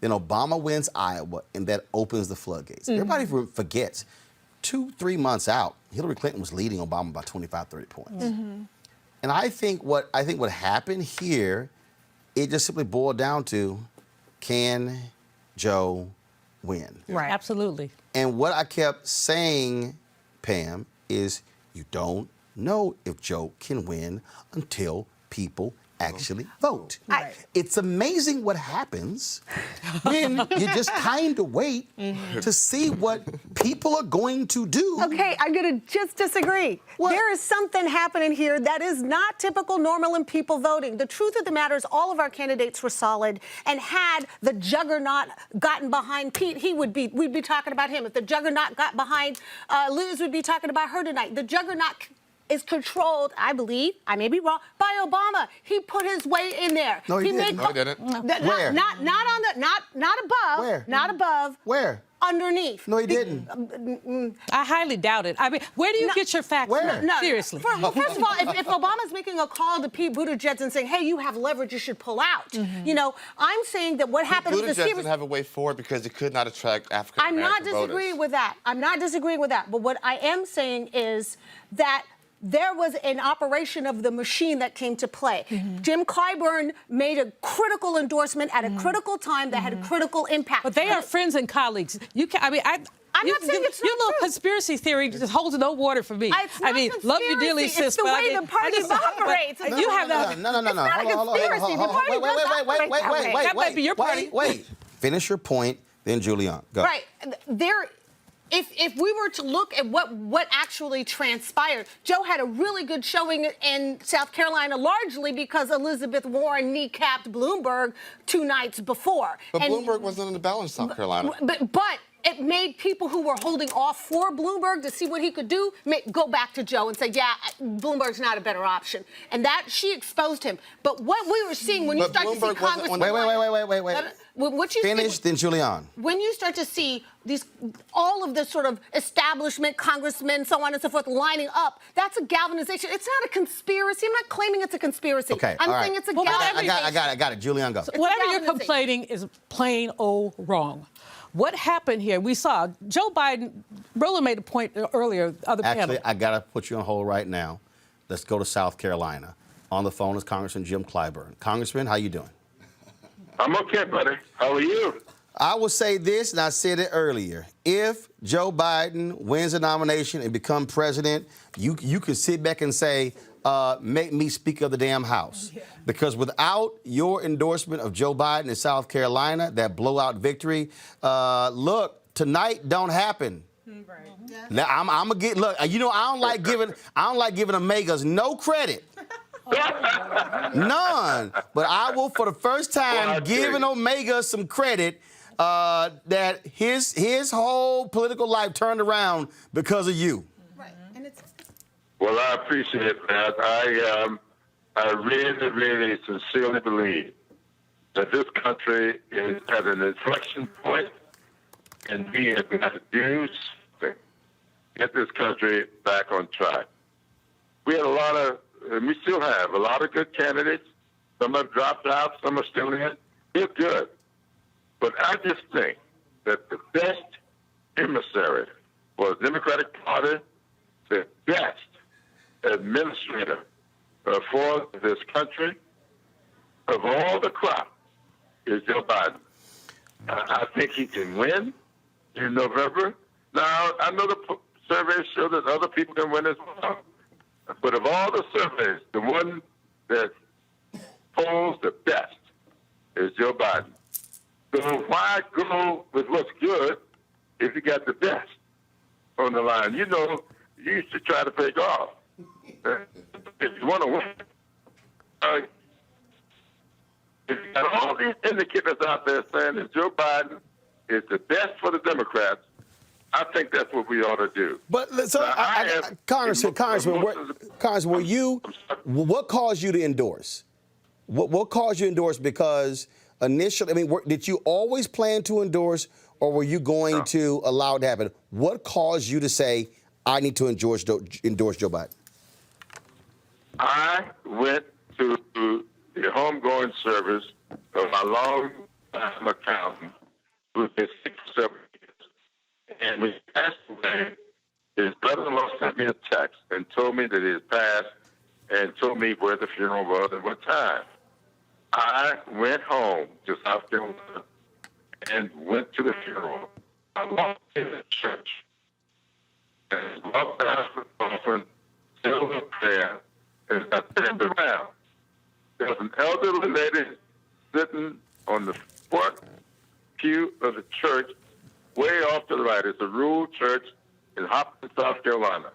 And she beckoned to me with her finger to come over.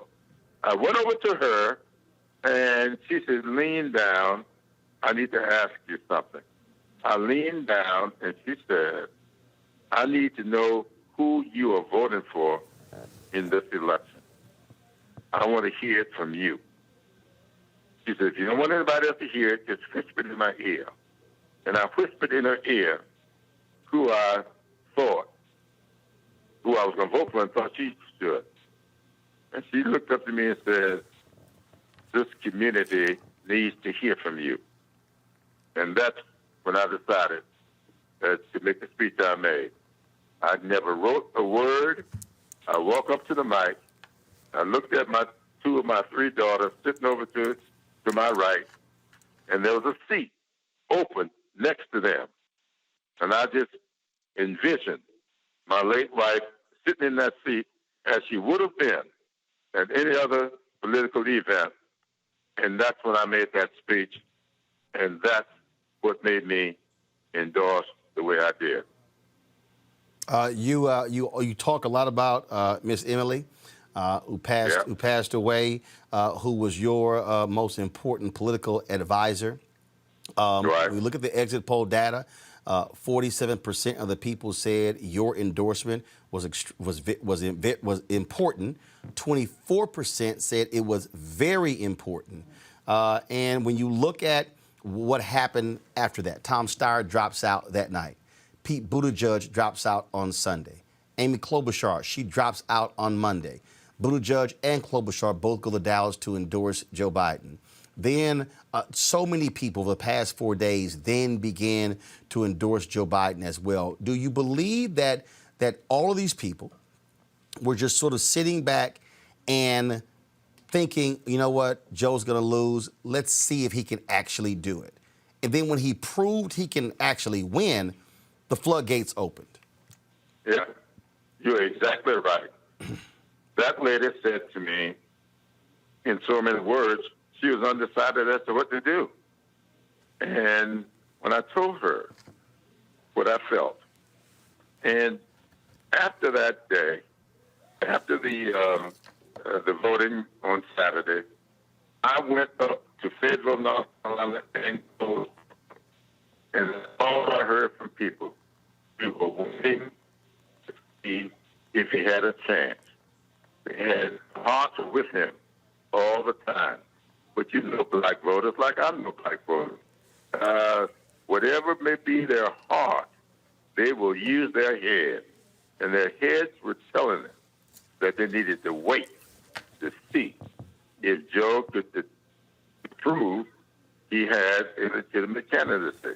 And that's when he won so big in South Carolina. And I told people, the press call asked me, why are you doing this? I am trying to create a surge. I don't want to just win. I want there to be a surge because I wanted to reach up to North Carolina and Virginia. And I had calls from Virginia telling me they heard the speech and they were responding. And so I owe it once again to that elderly black woman who said to me, son, this community needs to hear from you. And I decided I need to get off my duff and let people know what I saw traveling around this country. And I believe very strongly. Once again, everybody says, well, Joe Biden knows you. No, he doesn't know me. My staff is out now trying to find that lady. And I'm going and thank her for getting me off my duff. So he doesn't want to think to me. He owes it to that woman I don't know her name. I don't know who she is. But the deacon, you might like her. You might be divine intervention. Well, you know, let me tell you. Yeah. The chair of the deacon board, Mr. Middleton, is a good buddy of mine. His sister, Eugenia Middleton, was Emily Clyburn's roommate at South Carolina State. Wow. Well, I'm telling you. Well, I tell you what, if Joe Biden wins the nomination, he's going to say God sent an angel to whisper in your ear to make that happen. Last question for you. You made a comment that Biden needs to make some changes to his campaign. He now has momentum. Huge wins tonight. I mean, what has to move forward? I personally think Michael Bloomberg getting in the race and him losing badly in Iowa, New Hampshire, to be real honest, Congressman, woke Joe Biden the hell up. I think he was sleepwalking. I think he was taking this. I think he was taking this thing way too casual. I think you see the reports. He was not calling around, touching base with people, not trying to get those endorsements. And I think, look, it woke him up. Now he's going to have to shift into another gear because now the fight is on. And so I'm sure you have made it perfectly clear to him and his campaign, they're going to have to toughen the hell up and get better moving forward. That's exactly what I told him. I told him, if you heard his speech tonight from California, I think it was in Los Angeles. Yeah, he was in L.A. Spoke to his supporters out there. That was more passion that I've heard from him. I told him, I said, look, you are right on the issue. Everybody wants your Obamacare to perfect it. We want to work on that. Everybody likes your affordable housing program. All that's fine. But people got to feel you. They hear you, but they aren't feeling you. So your speeches have got to create emotions in people. You got to capture people's hearts. People use their heads, but they feel with their hearts. And I told him that. And I heard him tonight. He even said, I also told him, in a town hall meeting, any person asked of you, I want you to think in threes. This is what my program on health care will do for you. This is what my health care program will do for your family. And this is my health care program will do for your community. And I'll be done. I listened to him tonight. He laid it out that way. So at least he's listening. Well, you and I have had some experiences that he has not had. Yep. I shared those experiences with him. Hey, man, he's listening. Well, you did it. Well, you gave him what is called in the preaching circle the A. Lewis Patterson 3-point principle. People only remember 3 points when you give a sermon, and so that was certainly some preacher advice you gave him, Congressman Jim Clyburn. We appreciate you jumping on the line, being on the show with us. We've been live for the last 4 hours, giving the black perspective, because we know you're not going to get the black perspective on those other networks every now and then, but we wanted to be all black all night, and so we appreciate you joining us. Well, thank you so much for having me. But just remember, I don't care what you do, you're going to end up in Omega chapter. See, there you go. There you go. There you go. But I'm in Alpha right now. All right, I appreciate it. Thanks a bunch. Bye-bye. I'm gonna go to Eugene here. I'm going to Eugene here. Now, hold on. I'm going to go to Eugene. I'll come back to you. Come on, hold on. What he said is very interesting. How many times have you heard all these years? Endorsements don't mean a damn thing. Oh, no, they matter. They matter a whole lot, especially endorsements that are specific to specific communities. Every community has leaders within that community, whether it be racial community, whether a work type of community. There are leaders within the community that members of the community listen to. And when it comes to the black community, as it stands right now, Jim Clyburn is the highest elected black official in the United States of America as the third-ranking member of the House of Representatives.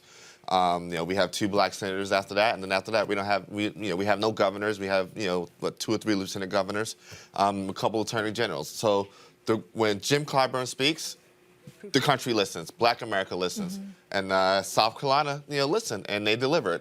I think, Joe Biden, the polls never showed him down in South Carolina, but that Jim Clyburn endorsement, Joe Biden might have been the cake, but Clyburn was the icing, the cherry on top, the whipped cream, everything else that came with it. Yeah. And you're seeing the results and dividends now. I mean, because of, Clyburn's endorsement, you're seeing, Biden probably overtaking Bernie a little bit now in the Texas vote. Julian, again, we talk about endorsements. Let's take the Clyburn endorsements. Obviously major. But as Reese said, then all of a sudden the floodgates open. I really believe, this is where I disagree with Pam, I really believe there were people who were sitting here going, I was with him for a long time. Then they saw cracks. And then it was, Doc, you're going to have to show me you in this thing. And I think that's why Bloomberg gets in. And then Bloomberg is dropping the ads, he's dropping the money, and he is locking up endorsements. He is picking up here and here and here, but he wasn't on the ballot in the first 4 states. And Joe Biden is sitting there saying, I told y'all, my firewall is South Carolina.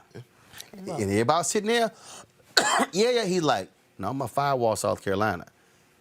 Give credit to the Biden campaign. They kept saying, y'all see what y'all want to? It's going to be South Carolina. That endorsement drops, and that door just, it completely changed its entire race. Definite game changer. Absolutely. It's interesting that so many people put so much emphasis on New Hampshire and Iowa.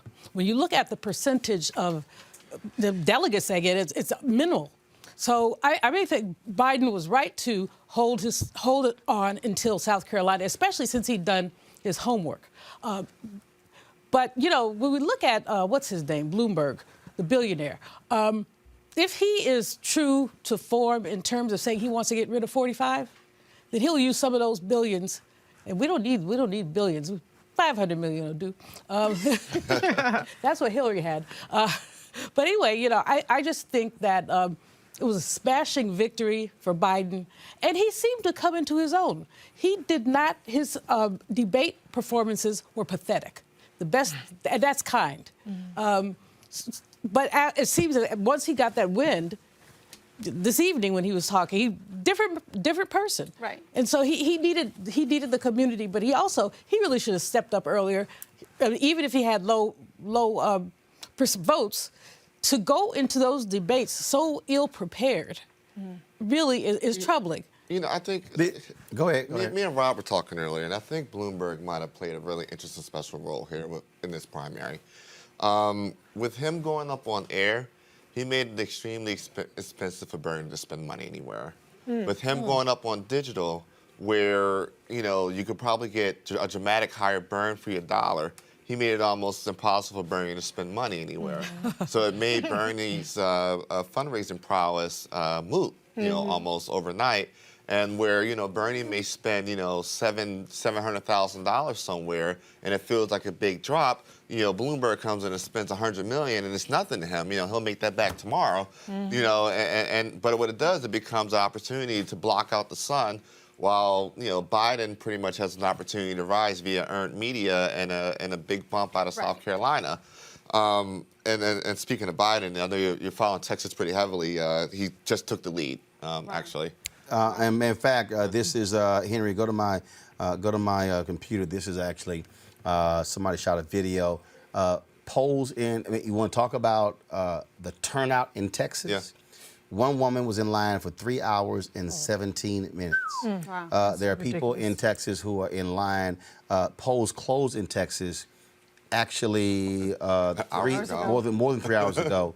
People are still in line. Reese, the thing is, now here's the other piece. Democrats are in control of Harris County. This is where Democrats had better. Somebody had this tweet, and I just saw it. They said, long lines in Texas and California. Democrats better figure this thing out before November, or you're going to be turning away a lot of your own people from going to the polls. Yeah, and if you really think about it, primaries have between 15 and 20%. 20% turnout is a lot of turnout. So if we're seeing those sorts of problems with 20% turnout, the extensive amount of early voting that's already happened, over 1 million votes were already cast in Texas. that is incredibly troubling. And that's a suppressive aspect. And it's a self-inflicted wound with the Democrats being in charge there. Also a huge night. Henry, go to my iPad. We showed y'all the Joe Biden speech from earlier. I'm trying to play this video, y'all. So remember when the protesters were on stage as Joe Biden was speaking? I don't know why it's not letting me. Okay, let me try to see if I can get it. So Simone Sanders, who is one of the advisors. Okay, I can't get the video to play. I'm gonna try to go. So y'all, she straight as went. So remember when? Who was on? Was it Kamala Harris? Kamala Harris when Kareem Jean-Pierre straight up and played linebacker or blocker. That woman. Well, one of these protesters jumped on stage, and Henry, go to my computer. Simone jumped on stage, y'all, and went after and dragged homegirl off. Watch it again. Watch this. Boom. Literally dragging. Literally dragging. So where was the Secret Service? All right, hold on. We're going to play that again. I mean, I got to give Simone. I mean, she... Literally physically. Now, hold on. Now, I want to watch out. Watch the bottom right-hand corner. You're going to see a brother. He is, watch this here. He's trying to come up. Simone's like, damn that. Went up the steps, snatched homegirl, and dragged her ass off the stage. If y'all are running for president, y'all better have some black staffers around you who gonna straight jack some people. Don't mess with black women. I just had to give Simone a shout out for tackling homegirl. Let me go back to again. The question about Secret Service though. So it's been a discussion on Twitter. So apparently what happens is that vice presidents, after they leave office, they lose their detail after 6 months. But when folk are running for president, once you're deemed a major candidate, you're supposed to get it, but technically have to request it. The Bidens technically haven't requested it. They haven't qualified yet. Well, they qualify. No, you qualify. You qualify once you meet certain thresholds. But all the candidates met the particular thresholds. But you also have to request it, and they haven't requested it yet. Like I can tell you, this time in 2016, in particular, Carson literally inconvenienced everybody attending CPAC that Friday night when he suspended his campaign because he still had Secret Service protection detail. And we all had to go through magnometers. Let me go here, Pam. Right now, according to NBC, they reported this 6 minutes ago. Henry, you can go to my computer. Bloomberg to huddle with advisors. Let me cancel this. In New York, reassess staying in race. Right. I told y'all, y'all need to go ahead and watch this show. I told y'all March 4th was going to be the critical. I said if Michael Bloomberg does not win 4 to 5 states on Super Tuesday, he's gone. Right. Y'all, ball don't lie. Michael Bloomberg only won American Samoa tonight, 6 delegates. That's it. He did not win any of the other states. Right. But I'm telling you, hold on, I'm going to Pam. I'm telling you right now, Bloomberg is gone. And I actually agree with you. 10 days ago, I was getting calls from a lot of my network in Florida. And you're absolutely right, Eugene. We have influencers in our community, the person that everybody in the community calls and say, who should I be voting for? And those people were reporting to me the interest in Bloomberg and how people were kind of thinking this is a great opportunity. A lot of pastors were starting to talk about Michael Bloomberg as, a person that they could get behind. But when Elizabeth Warren kneecapped him in that debate, it's not just that she pointed out some vulnerabilities. It's that he was totally unable to respond. Unprepared. And ended up looking like a non-entity on the stage. That killed the narrative that he was the guy who was going to take on Donald Trump. Because if you just get your ass beat by a woman on stage, then you're not going to beat Donald Trump. Nobody's going to believe that. But that changed the narrative for Bloomberg to the point where that South Carolina endorsement really had an even greater impact because the people who were holding their dollars or holding their votes all of a sudden said, okay, now we have a direction in which to go. And that's the point I'm trying to make. It was a galvanization, but that galvanization is not directionless, right? It's not a conspiracy. I'm not suggesting conspiracy. Well, it sounded like that. Hold on. Wait. Hold on, but let me show numbers. Go to my computer. Alabama, Biden, Sanders, Bloomberg. Bloomberg, 11.8%. Arkansas, Biden, Sanders, Bloomberg. Bloomberg, 16.9%. California right now is showing Sanders at 28%, Bloomberg at 18.9%, Biden at 16.8%. Colorado, Sanders, Biden, Bloomberg. Maine, Biden, Sanders, Warren, Bloomberg, 11.8%. Massachusetts, Biden, Sanders, Warren, Bloomberg, 11.6%. Minnesota, Biden, Sanders, Warren, Bloomberg, 8.3%. North Carolina, Biden, Sanders, Bloomberg, 13%. Oklahoma, Biden, Sanders, Bloomberg, 14.3%. Tennessee, Biden, Sanders, Bloomberg, 16%. Texas, Biden, Sanders, Bloomberg, 17%. Utah, Sanders, Bloomberg, 17.3%. Virginia, Biden, Sanders, Warren, Bloomberg, 9.7%. Vermont, Sanders, Biden, Warren, Bloomberg, 9.3%. American Samoa, Bloomberg, 49.9%. Here's the point here. If you look at all of these states, Arkansas, he gets 16.9%, so he'll qualify for some delegates. California, he'll qualify for delegates. Colorado, he'll qualify for delegates. No delegates in Maine. No delegates in Massachusetts. No delegates in Minnesota. No delegates in North Carolina, where he was actually, polling showed him tying Joe Biden among black people. Oklahoma, 14.3%, no delegates. Tennessee, 16%, qualify for delegates. Texas, qualify for delegates. Utah, qualify for delegates. Virginia, no delegates. Vermont, no delegates.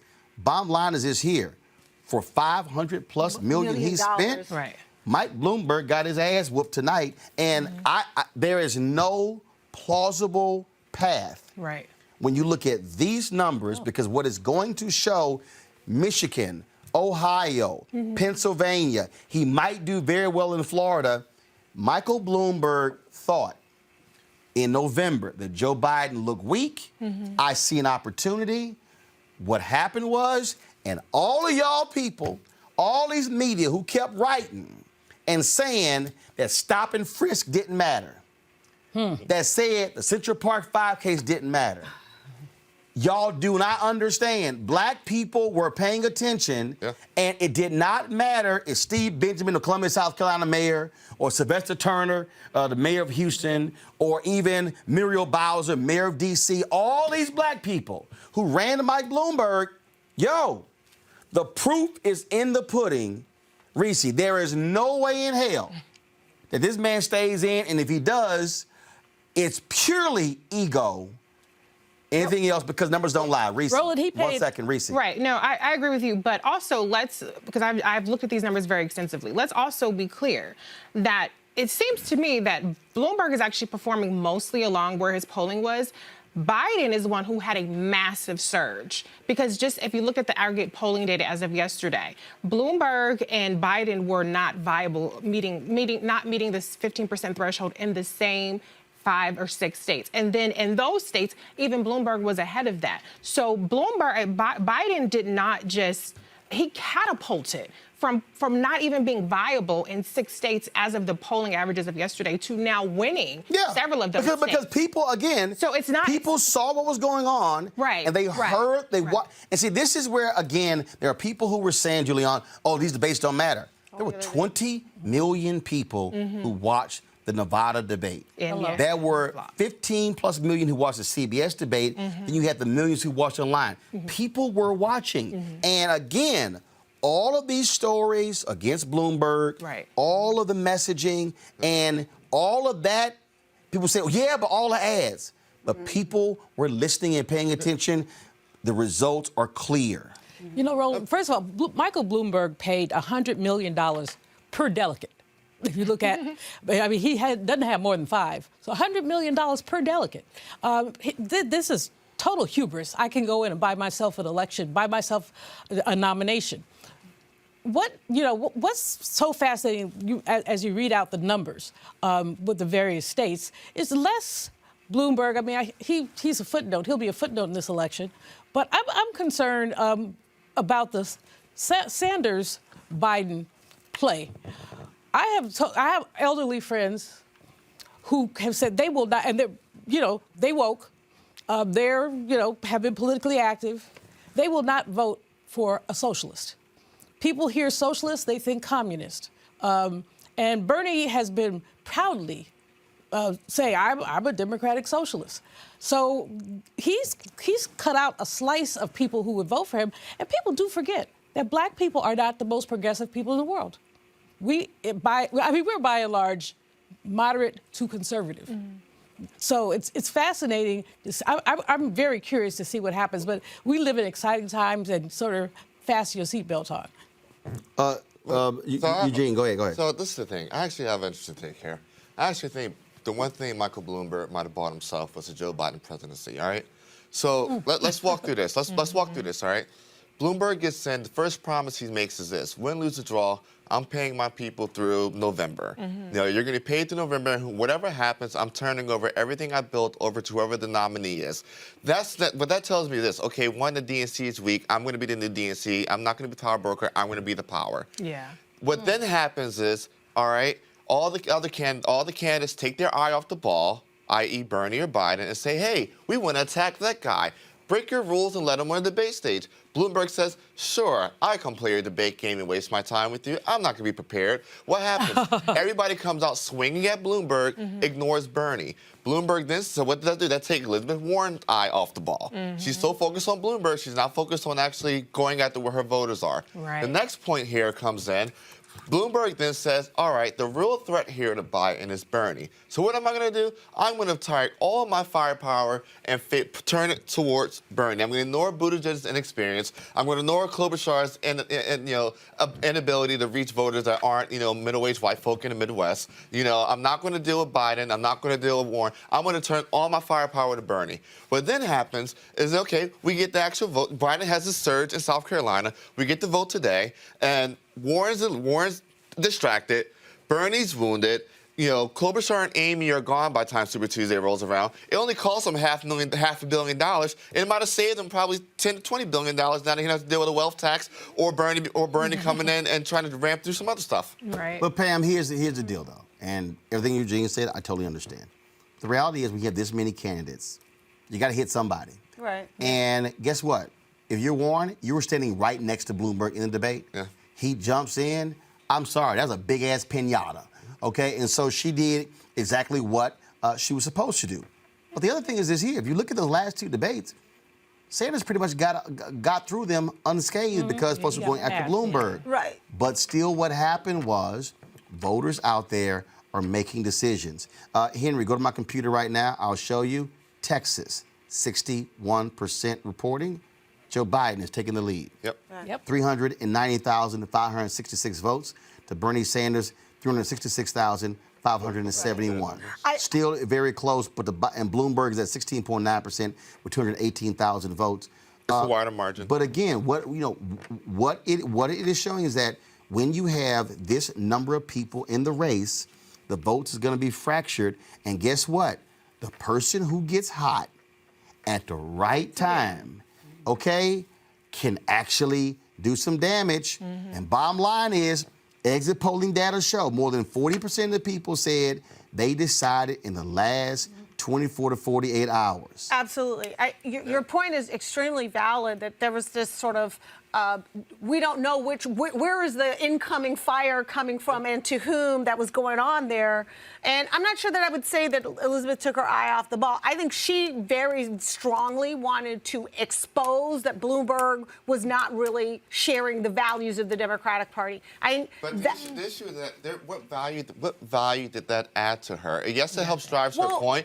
But the thing is this: when your next two contests are Nevada and South Carolina, and you're literally fighting to survive, you need to fight for those voters. And Bloomberg isn't on the ballot at the point, but who's on the ballot and occupying your lane is Bernie Sanders. Yeah, but Bloomberg had buried us in those darn ads. I mean, I turn on my computer, a Bloomberg ad comes up. And actually, it pisses people off. Yeah, it gets to the point where you're like, damn, man, another ad? Right. Yeah, in the source of about 10 or 15 minutes, you see the ads 6 times. Yeah. A lot of times. But it comes down to voters. But I you're going after voters. I don't think that Senator Warren took her eye off the ball. No. Because she and Bernie have a relationship, even though it's a fractured relationship, it's a relationship. She didn't want to go after Bernie. She don't want to be president. Well, then that's running for second place. She and Bernie. You play to win. She and Bernie have the same issues. You know, I don't think she should have attacked Bernie. I think the attack on Bernie should have come from somebody like Buttigieg or No, it comes from the person that's occupying your lane. If you're playing spades and your partner is cutting, your partner's not cutting, you jump in there and you cut. And in the case of Buttigieg, first of all, no. In the case of Buttigieg, what happened? Buttigieg goes after Klobuchar because they're in the same lane. Again, this is the piece. And it caused there were there were 6 to 7 people on stage. Right. Buttigieg and Klobuchar in the same lane, but it didn't matter because they were not in a lane with black people. That's it. Yes. Then you had Tom Steyer, who was courting black people, but in the end, when Jim Clyburn weighed in, black people said, Tom, we love you, but player, we out. And so all of a sudden, all that money he spent didn't matter. Then you got Elizabeth Warren. Yes, she didn't necessarily want to go after Bernie because her and Bernie supporters are the same, but the bottom line is she was the second choice of Bernie supporters, but he's the first choice. And so bottom line, so she wasn't going to necessarily grab a lot of the moderates' votes. So guess what? Now you're out, which is why you're left with 2 people who are going to be standing. Let me ask all of you right now, do a reset. This panel is going to be in for the next 10 minutes before I bring in 1 or 2 more people. Now, I'll start with you, Reese. What happens next? First, you're Sanders. What do you do?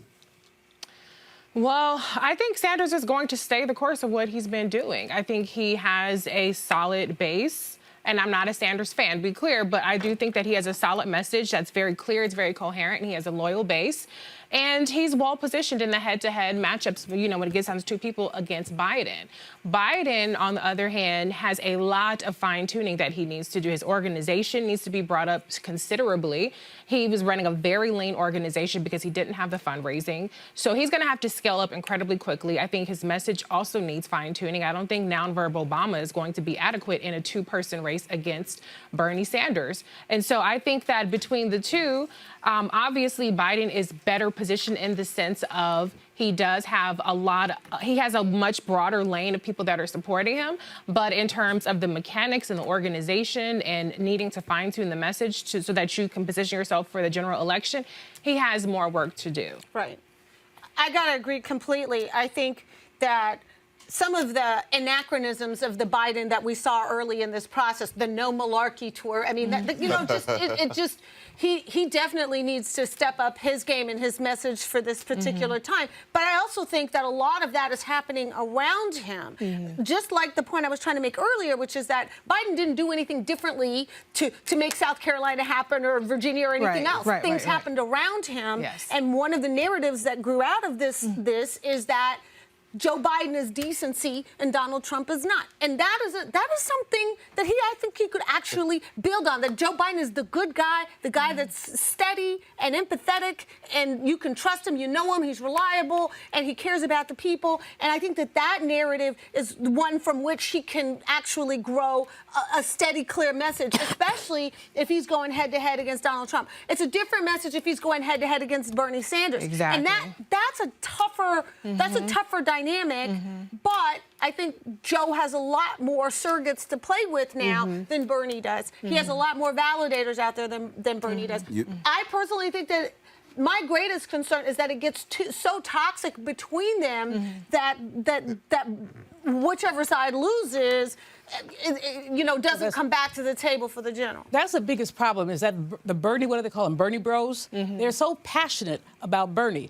I was with some young people. It was social, but they pulled me aside. They want to talk politics. And this little sister said to me, if Bernie does not get the nomination, I'm not voting. And that's what they said last time with Hillary, and we see what it cost us. And I think they're going that way again. Those Bernie bros, you talk about toxic. I mean, they jump on people, they harass them online, they do all that. So I'm concerned that Bernie can't keep his troops in line. And he really has to do that. But the other issue is Tom Perez, head of the DNC, frankly, good guy, but I don't know that he's doing a great job. I mean, because this is where the party should step in and sort of cool some jets. And, again, great guy. How? First of all, how can the party step in to cool some jets when one of the people has rejected the party? How? Well, I mean, first of all, you can't. Okay, that only works if Pam and Reese and me, if we all in the party and we respect the party and we appreciate the party and we all say, okay, we all good Democrats. Right. That'll fly. But if me and Reese are like that and Pam like, look, I ain't one of y'all. No, she's a Democratic socialist. And you can't leave out the fact that Perez is chairman because Obama interceded to keep Keith Ellison from becoming DNC chair. Perez was not trying to... Tom Perez, let me be real clear, okay? Tom Perez didn't want this job. No. Tom Perez was not trying to become the chairman of the Democratic National Committee. That happened because Obama was like, look, okay, I need your ass to do this here because he is not going to be the DNC chair. That's what's going on here. So you can't rein in somebody who is unreignable. Well, except for the party provides these folks, we're not at that stage yet, but provides folks with support, dollars, et cetera. Bernie Sanders like, I don't need your support. I don't give a damn about y'all. His deal is, I got my own mailing list. I'm raising my money. The reality is, part of Bernie Sanders' entire campaign is I'm campaigning against them. Exactly. Bernie ain't gonna listen to them because he's running against them. And running against them is why a lot of his supporters are supporting him. So that is the conundrum. The real deal is this here. You have somebody, and again, I ain't endorsed nobody, and so I interview all of them. I'm calling it like it is, y'all. You got one guy who said, who ran as a Democrat and said, all right, I'll go ahead and stay a Democrat. But the moment he lost, I'm an independent. Yeah. Then, okay, I'm gonna run back as Democrat. It's real simple. You either gonna be in this or you not. And Sanders is doing this here. And the reason you see the coalescing around Biden, which is listen to the language. As a reason Biden says, I am a Democrat. I have always been a Democrat. I will continue to be a Democrat. He's appealing to the people who are saying, and y'all need to listen, who are saying, you know what? Bernie, you like Trump. You an opportunist. I'm telling you what's going on here. And that's the dynamic that I think Sanders has to understand, because the only way Sanders, if it comes down to him and Biden, is going to win a higher threshold, he has to win people who he hasn't been courting. And Eugene, he hasn't been courting. He has not been courting black women. He hasn't been courting black folks at all. No. He's been courting, no. He's been courting African Americans. But what I'm saying is, he has not been specifically courting black women.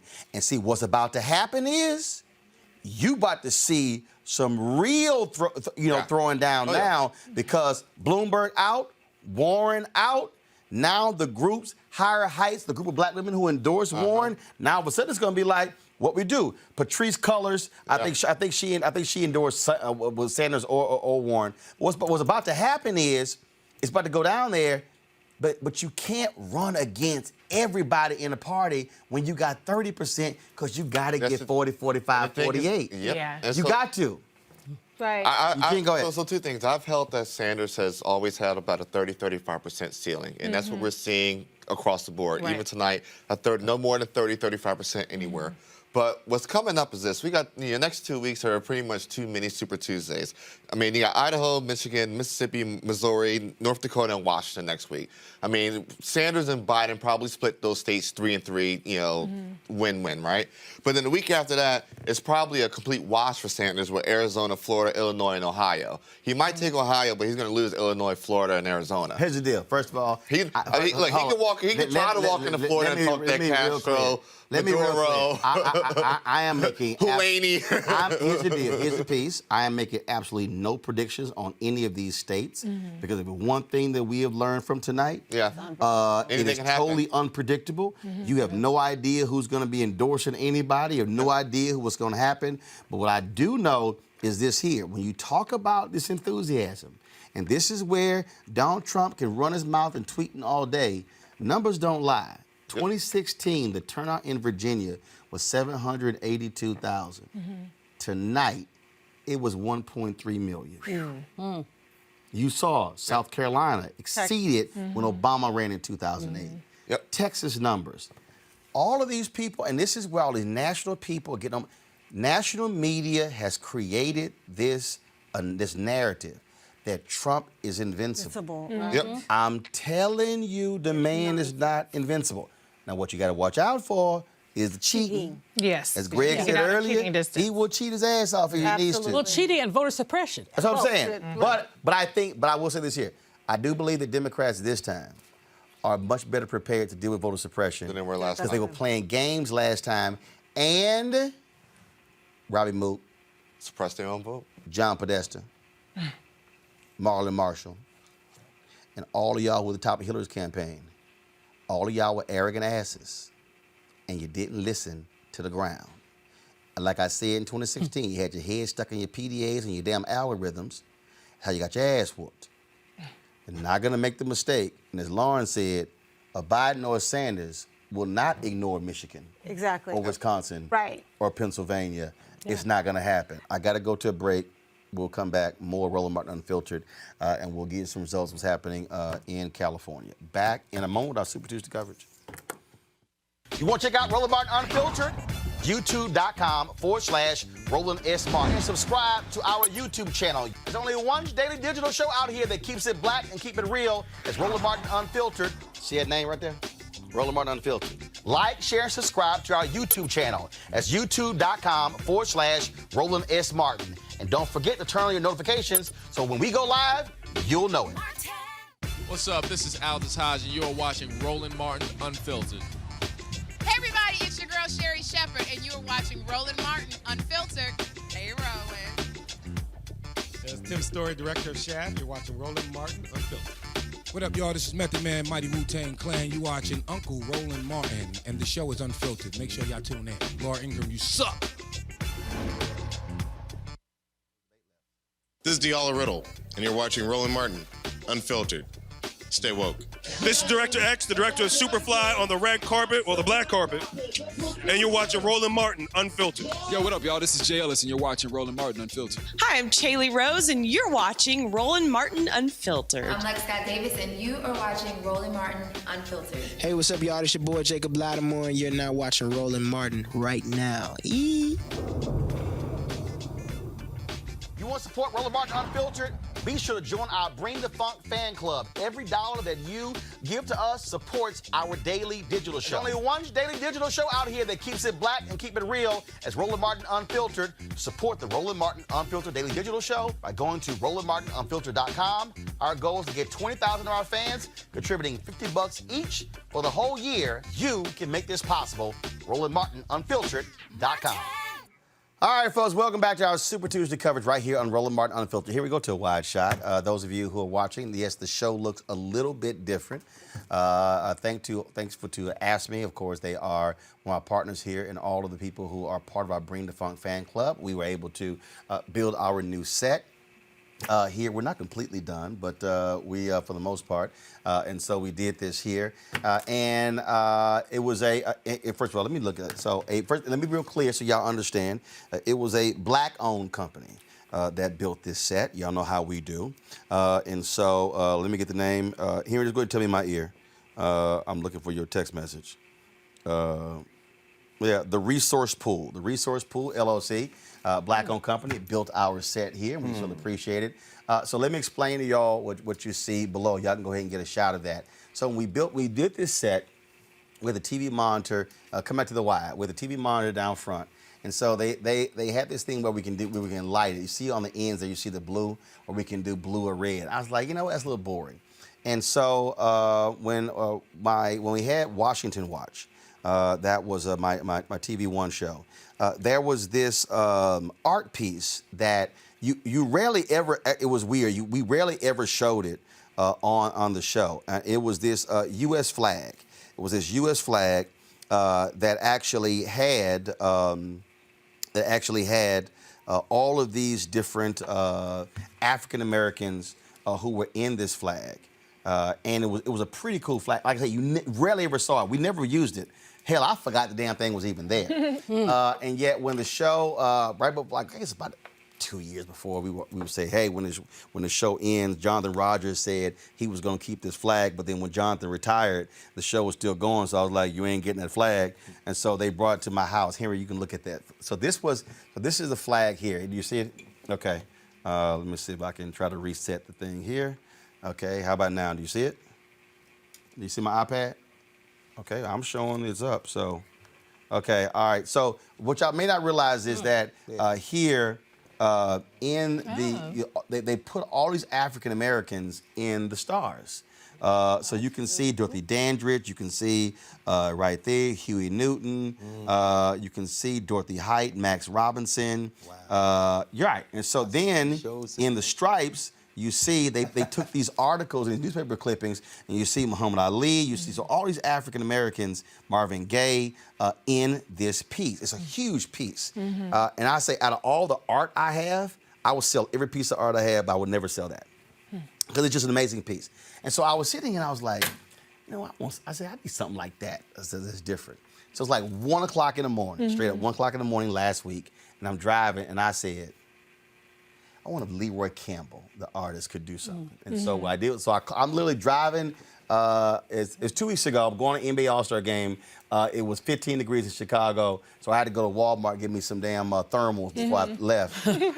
And I called Leroy, and I said, Leroy, I got an idea. And he was like, what do you think? And I said, I'm thinking these 2 panels down below, I want something, some kind of artistic rendition. So go tight end. So you'll see this is one of the art pieces that Leroy did. And it's actually it's multiple generations of African Americans voting. And so you see in here, you see Shirley Chisholm. So he takes these newspaper articles and infuses that into the painting. And you see young African American, you see old African American, and you see all those clippings in the back. And you see if you go down, it'll say "Remember to vote." And then if you go down and then you pan left, you see the little child as well.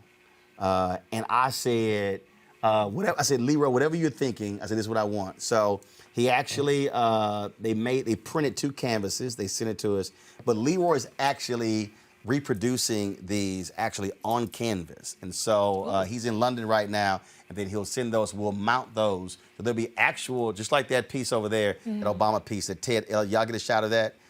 Ted Ellis, the artist out of Houston, I spoke in Houston to Jackie's Alumni Association. They gave me that as a gift. And I got a bunch of Ted Ellis's pieces. So it's going to be on actual canvas. He's already done. He's in London. He says he's going to ship it when he gets back in a week. Is this original to you? Is this an original No, this painting? is one of the pieces that he had previously done. Okay. And so when I said to him, I said, hey, I want something that that really speaks to what we do. And so we sent that. So that's why we have those 2 art pieces there. So black set built by a black set designer, and of course Leroy Campbell. Follow him, y'all, on Instagram and Twitter. Does some amazing work. So so all y'all support our Bring the Fuck fan club. Your dollars made all this possible. That's actually where the money came from. And so that's why we appreciate y'all supporting what we do, allowing us to remain independent, remain black, and unfiltered. All right, folks, let's do a reset here. It has been an absolutely unbelievable, crazy night. A week ago, everyone said the campaign of Joe Biden will be over by Super Tuesday. That Bernie Sanders will be running away with this election, that no one could stop him. He was an unstoppable force. Then all of a sudden, the folks in South Carolina vote. Joe Biden has a huge victory, and that just opened the floodgates to tonight. And when we talk about tonight, you talk about huge wins all across the country. Let me do a refresh right here. These are live results here. 88% of the ballots in. Actually, Henry, I got you. Let me switch this here to go back so you can pull that up. 88% of the ballots are in Alabama. As you see, Joe Biden, 63% to Bernie Sanders. You should see it now. Bernie Sanders, 16%. Then let me zoom it in here. Then what you have here is Arkansas. Joe Biden, 31 delegates, 40.1%. Sanders, 22.4%. Bloomberg, 16.9%. Warren at 9.9%. California, so far, 30% of the reporting in. Sanders is at 28.4%, but this is the critical deal. Both Bloomberg and Biden are over 15%, which means that the delegate haul that Sanders was expected to get, he is not going to get. And so it'll be 415 delegates. He will win a majority of those delegates, but it's not going to be as big as they said. Colorado, 67 delegates. Sanders win 35.9% to Biden's 22.7%. Maine, still extremely tight, 24 delegates, but Biden is leading 33.8% to Sanders 32.2%. Massachusetts, where Senator Elizabeth Warren is a sitting United States Senator, she comes in third place at 21.5%. Bloomberg is in fourth. Biden beats Sanders by 6 points. Polling showed Sanders was leading in Massachusetts, but Biden storms back and wins that state. Minnesota, 75 delegates. Senator Amy Klobuchar, that's her state. You look at the full results. Guess what? Even though she dropped out yesterday, she probably would have lost her own state like Elizabeth Warren did. Biden beats Sanders by 9 points. Sanders had a huge rally in Minnesota. Team Sanders thought they were going to win Minnesota. No, they lose it. You go to North Carolina, Biden trounces Sanders 42.9%, 24%, 60+% of African Americans voted for Joe Biden. I think he got around 66% of the black vote in North Carolina. In Oklahoma, where Elizabeth Warren is from, Biden wins 38.7%. Warren comes in fourth at 13.4%. Tennessee, 64 delegates. Biden beats Sanders by 17 points. Now, I know sitting out there, Reverend, my man, Kenneth Whalum Jr. So the Biden camp was talking to him about hosting a town hall at his church, and they wanted me to moderate the town hall.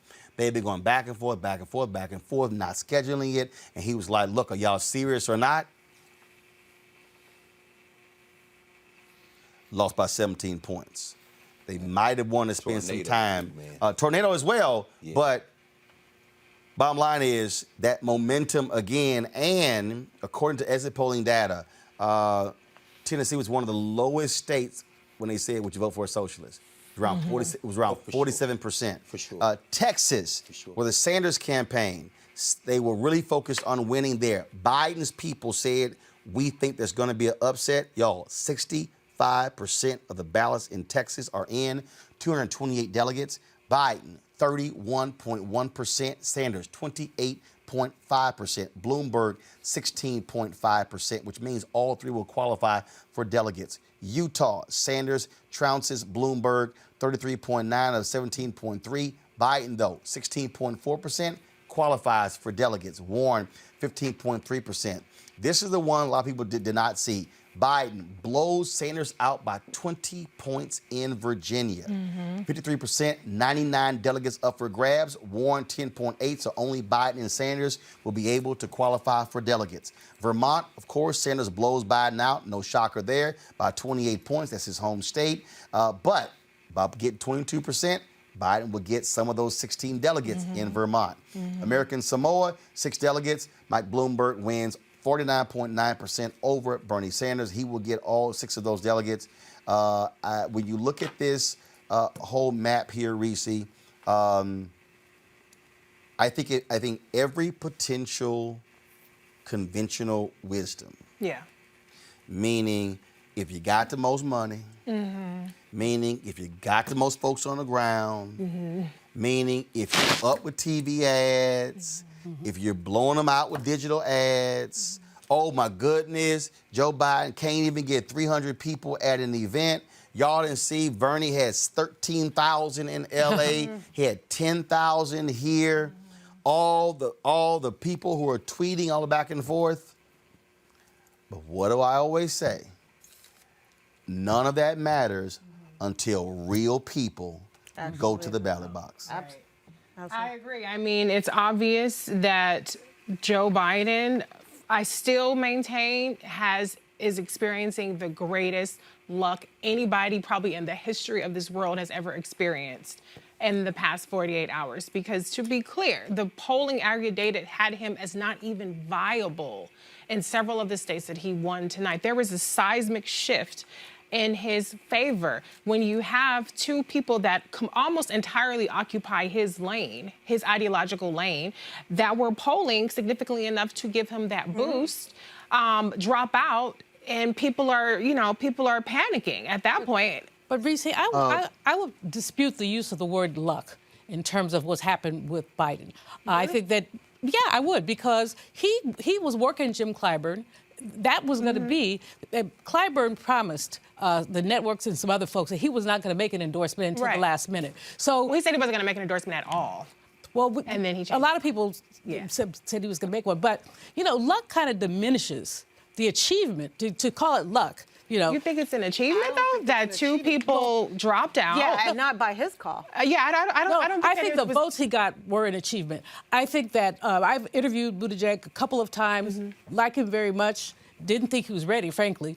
But I think that he needed to drop out because he couldn't make the numbers work. It's just like Kamala said, I don't see the path to victory. Right. I think with Klobuchar, she got out because if she lost her home state, she would have no props at all. Now, he didn't do that for them. But again, the word luck, strikes me as just a little dismissive of the work that he did. But I don't think that he did any particular work. He didn't have a particularly good organization. Jim Clyburn himself said that. Representative Jim Clyburn said that he wasn't firing on all cylinders where he needed to be. I don't think that his message was particularly persuasive, but he did have, to his credit, he has a record that nobody else can rival at this point because he was President Obama's vice president, and he's well-liked. He has a lot of things working for him, but what happened in the past 24 hours is pretty much unprecedented, and he almost solely benefited from everything that happened, and that's not normal. But Greg, I agree.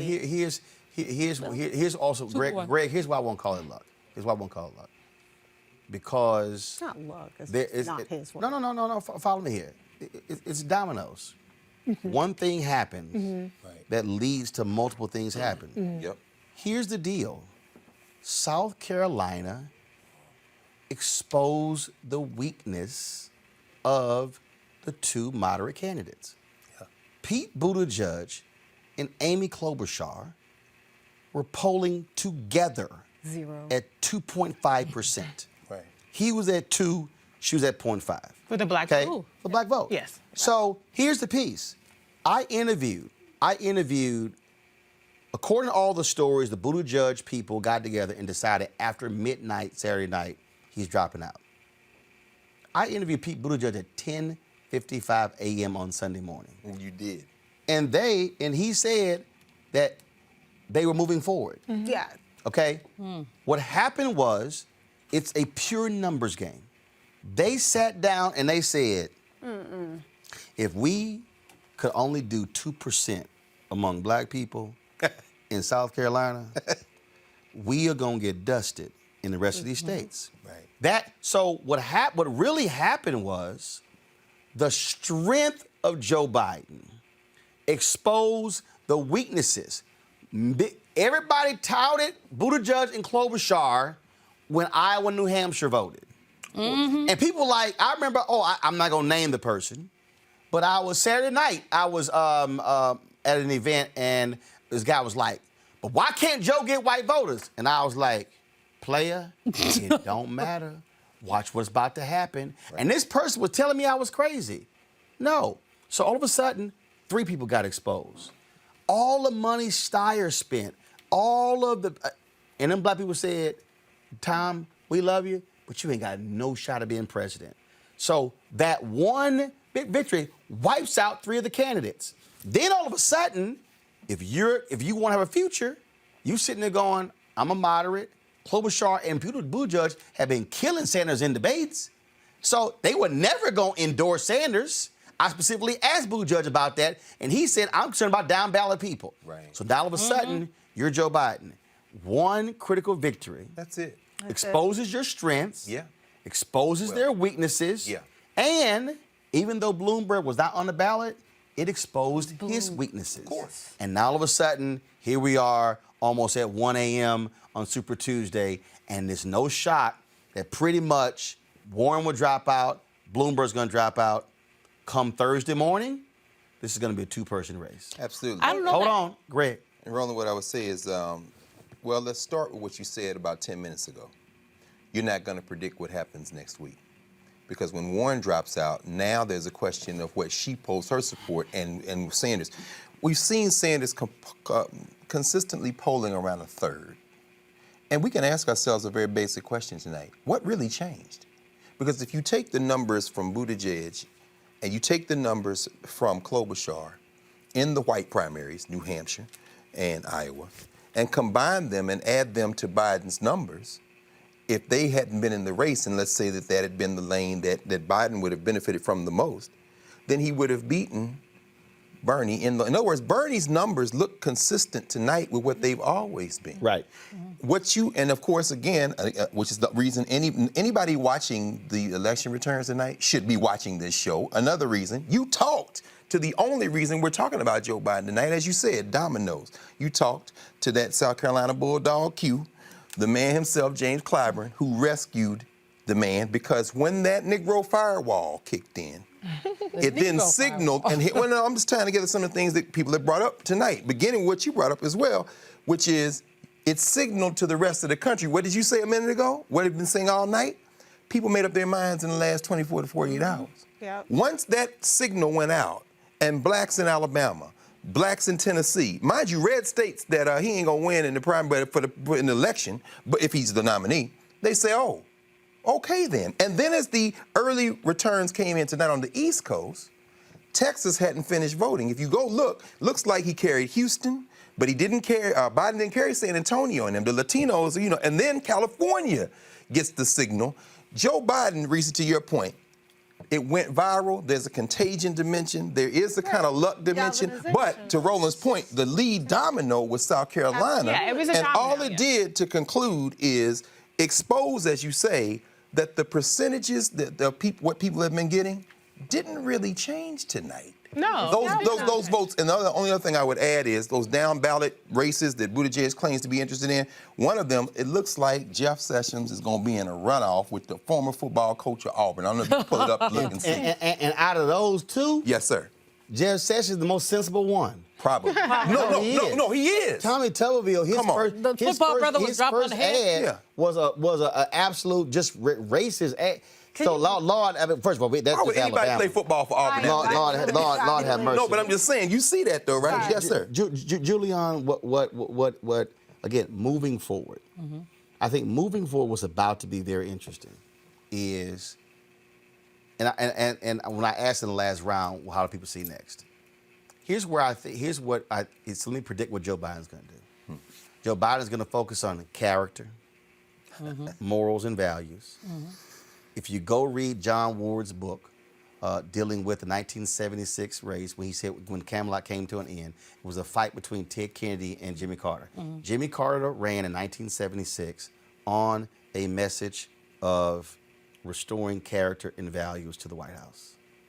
I said last year when I finished reading that book and I had him on the show, and in fact, this was December 2018, and I'll go ahead and say it.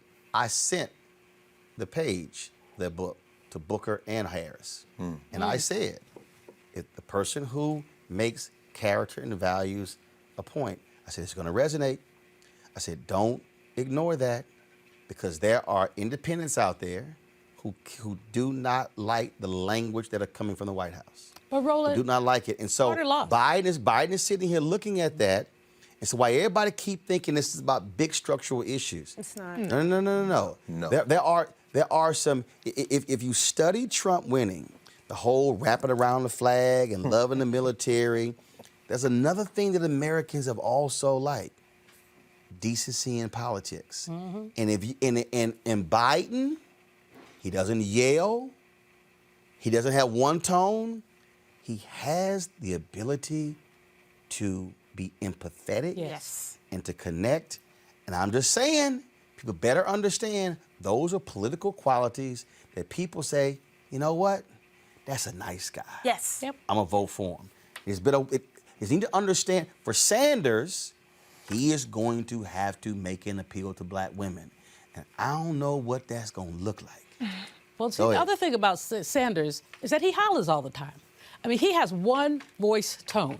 It looks, I mean, he reminded me when I saw him earlier today of, what was it, Howard Dean. Remember how Howard Dean had that meltdown hollering? When actually that was actually a whole bunch of BS. It was, I mean, he wasn't really just acting a fool. He was just excited. But that was national media before social media. Yeah. Had that happened with social media, that sucker would have got corrected like that. Yeah. But they took that and just ran with it. But go ahead, I'm sorry. No. Anyway, what's next for Biden? I mean, I think that, as you say, someone has got to court black women. We vote, 94% of us vote Democratic. Older black women? Because he's got a lot of black women working for him. Are you talking about older black women? I'm talking about all black women. Okay. I'm talking about... All right, I'm just asking, because I know it's a lot of black women working for Bernie Sanders. Well, that's a good thing, but folks working does not translate into votes necessarily. I agree. The other thing that Biden has got to do is get a good ground game. That's what Buttigieg has. He has a ground game. Miss Sanders. Well, Buttigieg kind of had one. No, he didn't. Okay. He had a ground game in 2 states. Right. Well, in the states that he had him in, it didn't make any He was impact, spent. but yeah. Well, but here's the deal, though.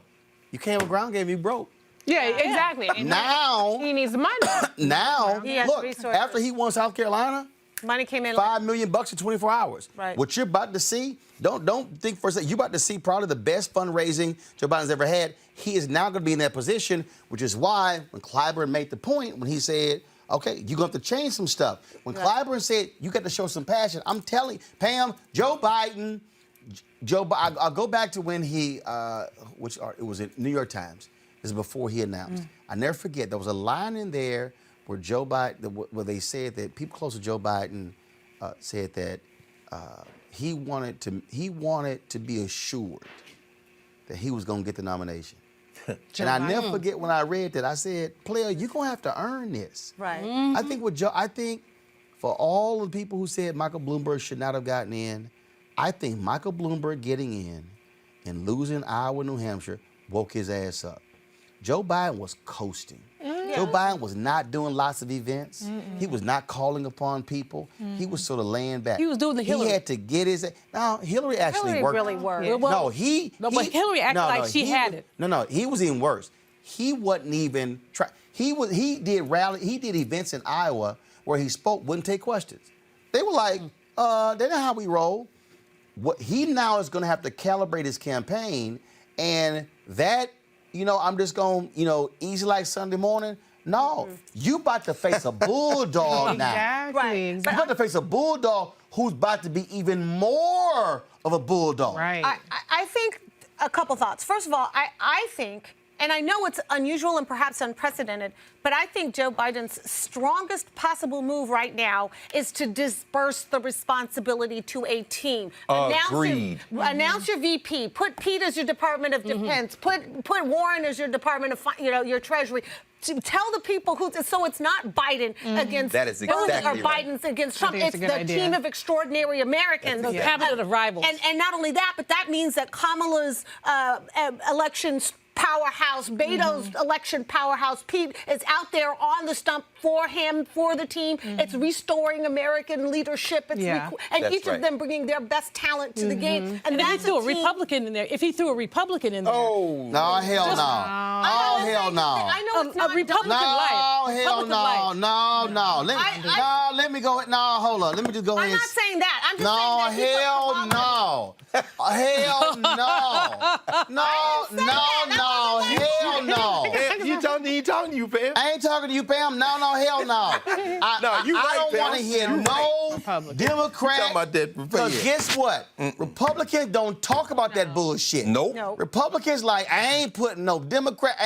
No. This is a base election. Right. This is where Democrats have got to say, damn it, I ain't trying to get y'all. If y'all want to bring your ass over here, that's fine. But I ain't trying to go over there. Right. Joe Biden can't do that because when you make the point, I'm a Democrat, I've been a Democrat, always been, that's what you're hitting on. This is where you got to go hard, your people. Yeah. Right. This is where you got to say, hey, that some bitch is driving us crazy. Right. Put me in, and this is who I'm leading, and that's where he has to go. And again, where Clyburn is on it, Joe Biden, the fire Joe Biden had tonight, what I saw last night at the rally in Dallas, that's got to be every single night, day. every time. Yep. He's got to go on television and say, we got to throw out this liar. We got to get rid of this man who can't be trusted, who is corrupt. Right. He got to even say the man lied about playing golf. He said he wasn't going to play golf, and he has spent more than $400 million playing golf, ripped off the tax. You got to go there because here's the piece. Bernie ain't changing his message. No, but Bernie ain't recalibrating at all. But the other two people, who actually, I believe, who has the capacity to calibrate and grow, Biden. Bernie ain't gonna change. No. Bernie gonna be the exact person he is, and that might be to his detriment because he's got to expand his base. And that's Pam, then Reese. That's the bigger question: is how does Bernie's team start to appeal? It has been a consistent narrative, and I think to some extent a little bit overblown because I think that a lot of the toxicity on social media is being advanced by bots and other interests in there. But there is a there about sort of an overly aggressive approach to some of his most zealous campaigners. It's not everybody. It's not the whole team, and sometimes it's painted that way, and I think that's unfair to him. But to be honest, he's also a leader, and he has to figure out a way to show that he's got control of that. He's bringing them in, and he's looking to welcome in new voices, not to challenge people who haven't already come to him. Reese, elections are about trying to get as many people as possible to vote for you. Right. You cannot run a campaign where you got supporters who are pissing other people off. You can't look. You know, damn sure know how they've come after you. Yes. And let's just say you have not minced any words in response to them. No. But that's what you're dealing with. After he lost South Carolina. The crap that some of his supporters were saying was racist. Right. Was saying these low information blacks in South Carolina. I mean, the stuff they were saying, and his team will say, "Look, that's 1%. We can't trust." But the reality is here: if you had to sit side by side, do you see the level of vitriol from Biden team, from Warren team, from even Bloomberg team? Right. Ain't no comparison. Right.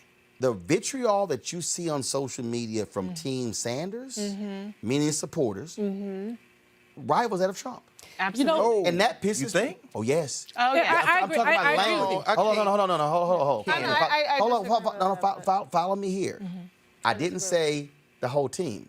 What I'm saying No, is, you didn't. I'm saying is, when I look at, if I sit side by side, I do not see, and again, Reese, I'm going to you because you've had to deal with this. Right. I have not seen, look, you've been hardcore Harris, but I have not seen Biden people and Warren people and Bloomberg people, even if it's a small percentage, be as vicious and nasty as I have Sanders people.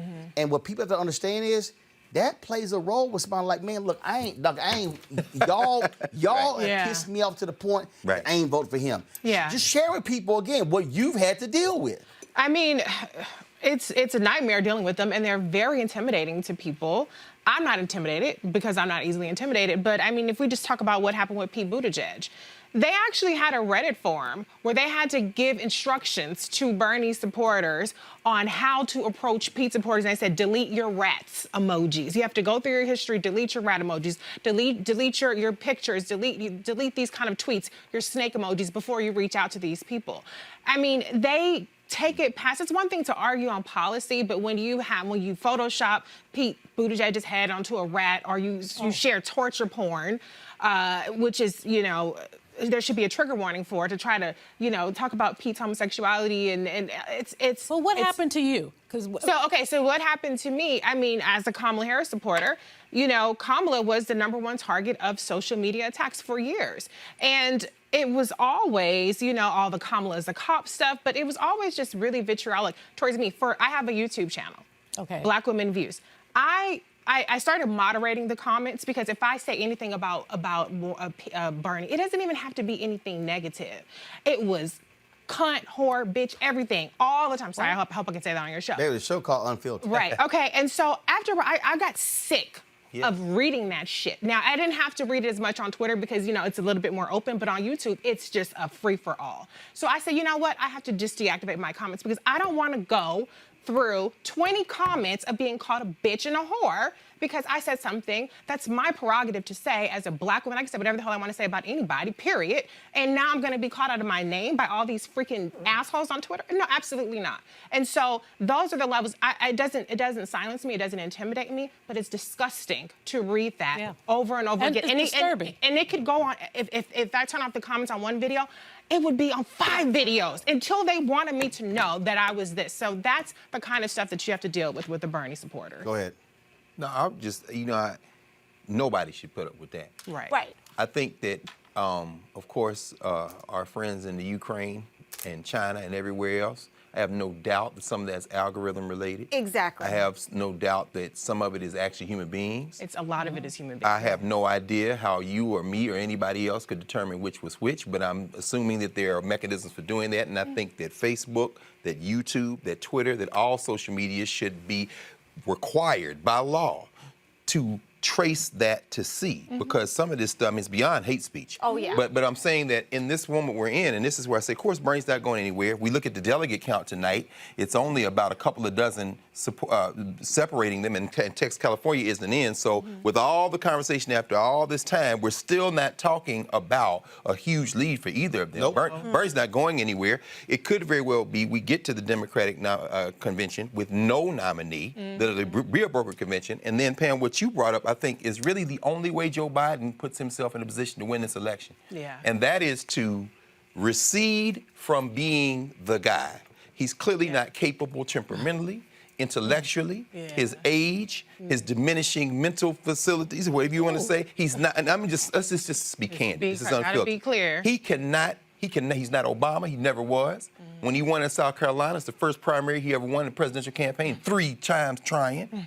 But if he puts together that broad coalition, and if he is the nominee, before they get to Milwaukee, he's got to have a conversation with Bernie Sanders and Nina Turner and Bree Joy and those younger black women who worked with Sanders and all those kids who busted their asses at the HBCUs for the Sanders campaign, because I don't know any other campaign that did it. Actually, he did. Well, according to Jason Johnson, he's had an extensive HBCU. You talking about Bernie? Biden. Oh, well, yeah. No. In terms of... Well, my good friend Jason Johnson, perhaps to do a little bit more reporting, because what I saw on the ground from Tennessee State and other places was it was Bernie's people, even Howard. I'm not saying it's not true, but I'm saying this. Is there somebody who is who's Bernie affiliated, who can be the bridge? It might be AOC. It might be Ayanna Pressley coming back to the squad and getting Ilhan Omar, Rashida Tlaib, and AOC, and they become part of that coalition you talking about, Pam. If Sanders is not going to be the nominee, there's got to be a way to stitch all that in. I don't know. What you just said and what Pam said, here's actually what Biden does. Okay.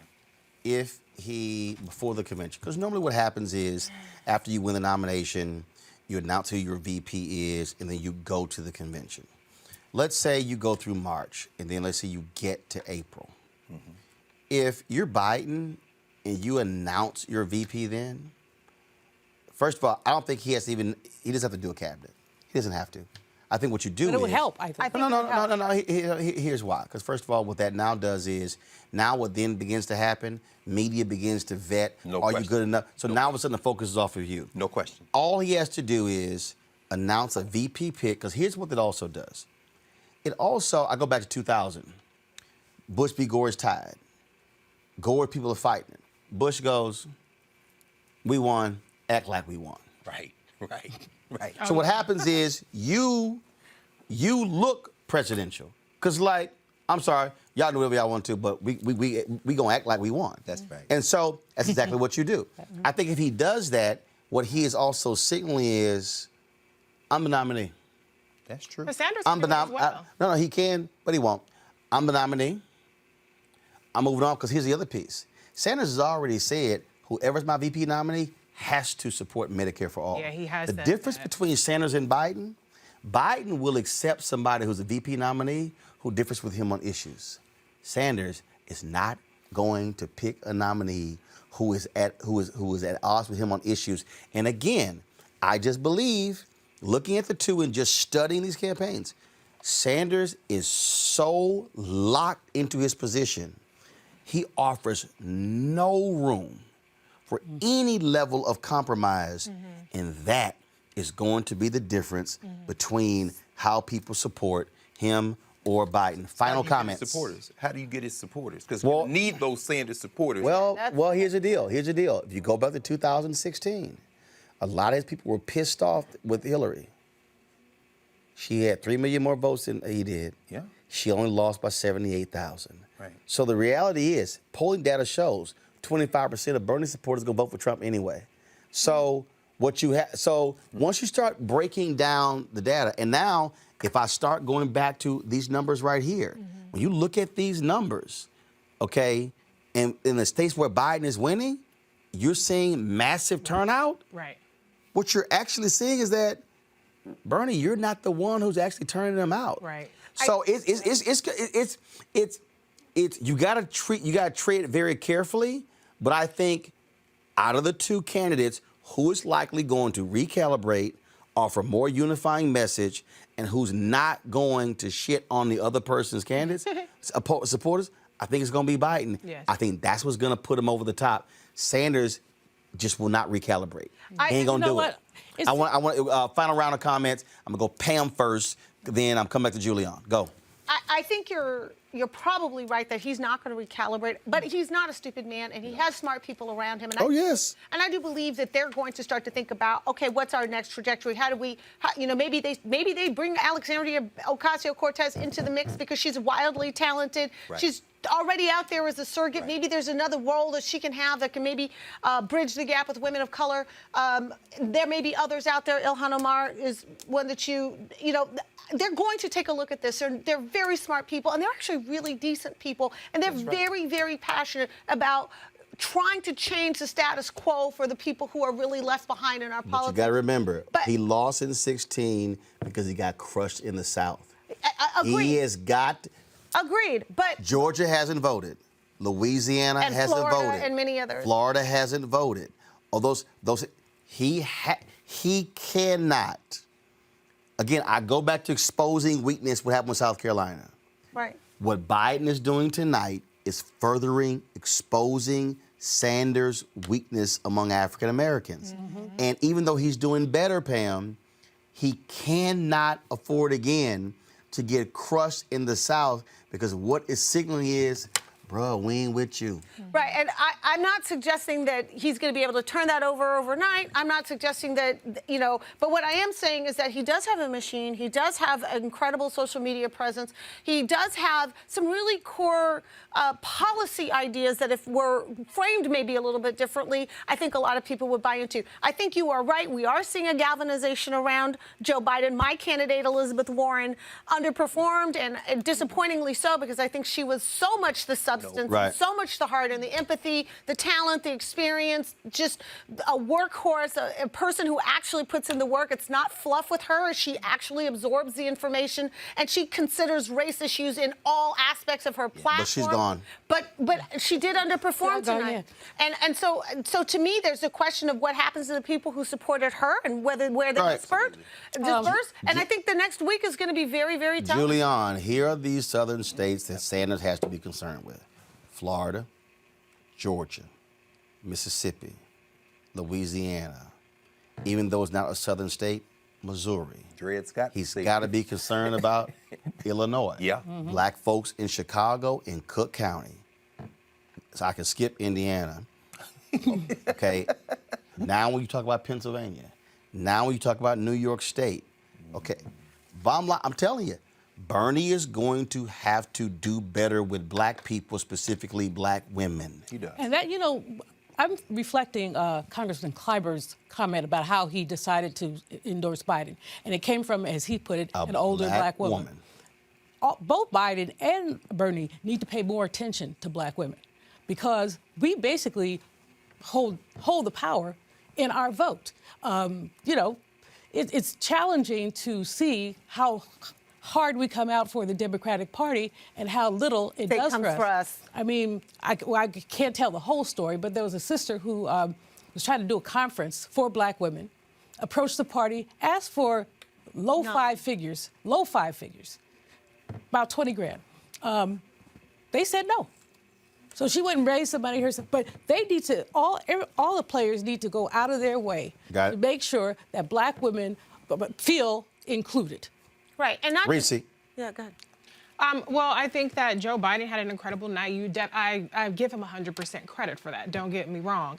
I think that people should not rest on his probably extraordinary, once-in-a-lifetime type of momentum that you can get from this stampede that's happened to him. He has work to do to improve. Bernie has his limitations because he is very stubborn. He does kind of seem to have a ceiling. He doesn't seem like he has an appetite to broaden his base. But I just hope that that the Biden camp understands that the stakes are higher than ever. There's nobody else there's no Amy Pete rivalry. There's no Warren Bloomberg rivalry. It's just those two likely that we'll see tomorrow going forward, and he has to deliver. Greg, final comment. I agree. I would say that tonight really comes as no surprise. The South Carolina's Negro Firewall moved the black vote, and the consolidation of the vote has the candidates at the percentage ideologically they would have been. I agree with y'all. It was Elizabeth Warren. I think she was about an order of magnitude. By far, the most superior ideas and policy person by far. And when you put the ignorance of the American voter generally together with sexism, she is going to be out of this race. I think finally that Bernie Sanders is by far the best policy person remaining in this race. And if people were to say his ideas are outlandish, I would suggest they go back to the 1930s and 40s and look at the New Deal. And Franklin Roosevelt would have been crucified as a communist for suggesting a federal pension, for suggesting federal deposit insurance, for suggesting something as outlandish as the federal government paying people. And that's what the Works Progress Administration was. So that I think that finally we've got to figure out a way now going forward to get that momentum that Bernie Sanders had, and those young people, generationally. We keep talking about black women, but again, I can't overstress the fact that I've seen a lot of these younger black women in the Sanders campaign, and not just black women, other non-white people. And I'm saying, if those young people stay at home, and Donald Trump puts together his nationalist coalition and they get it close enough to steal again Wisconsin or Pennsylvania or Michigan, we could be looking at 4 more years. And last thing I'll say is, Roland, you say this all the rest of the time. If Trump gets 4 more years and they finish these judges, we're going to look at a very different country. We cannot afford to lose this election. If he gets, so my final comments, folks. So my final comments here. I'll start this way. Give me a shot at this art piece down here. It's to my left. One down here. Shot down here. Give me a shot. All right, go down. Go down. Keep going down. Keep going down. Go. Point down. Zoom in. Zoom in. Zoom in on remember to vote. Keep zooming in on remember to vote. Folks, that right there, explain tonight. All we have heard for the past 6, 9 months, 10 months, polling, what prognosticators say, oh my goodness, so-and-so had a great fundraising month, they're in the lead, all of those different things along those lines. We heard everything that we heard. But what happened tonight is what happened on Saturday.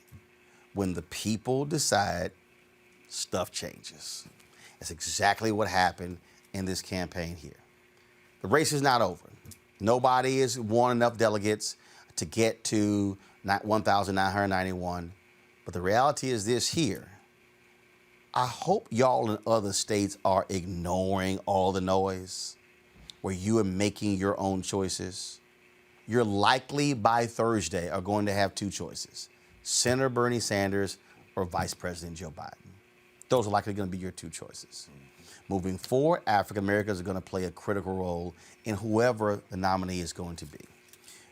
Juliana made the point about black women. Absolutely, they're going to be critical because it's not an issue of just percentages, but they also turn out more than any other group in America. But Greg made the point about young voters, and that's also important.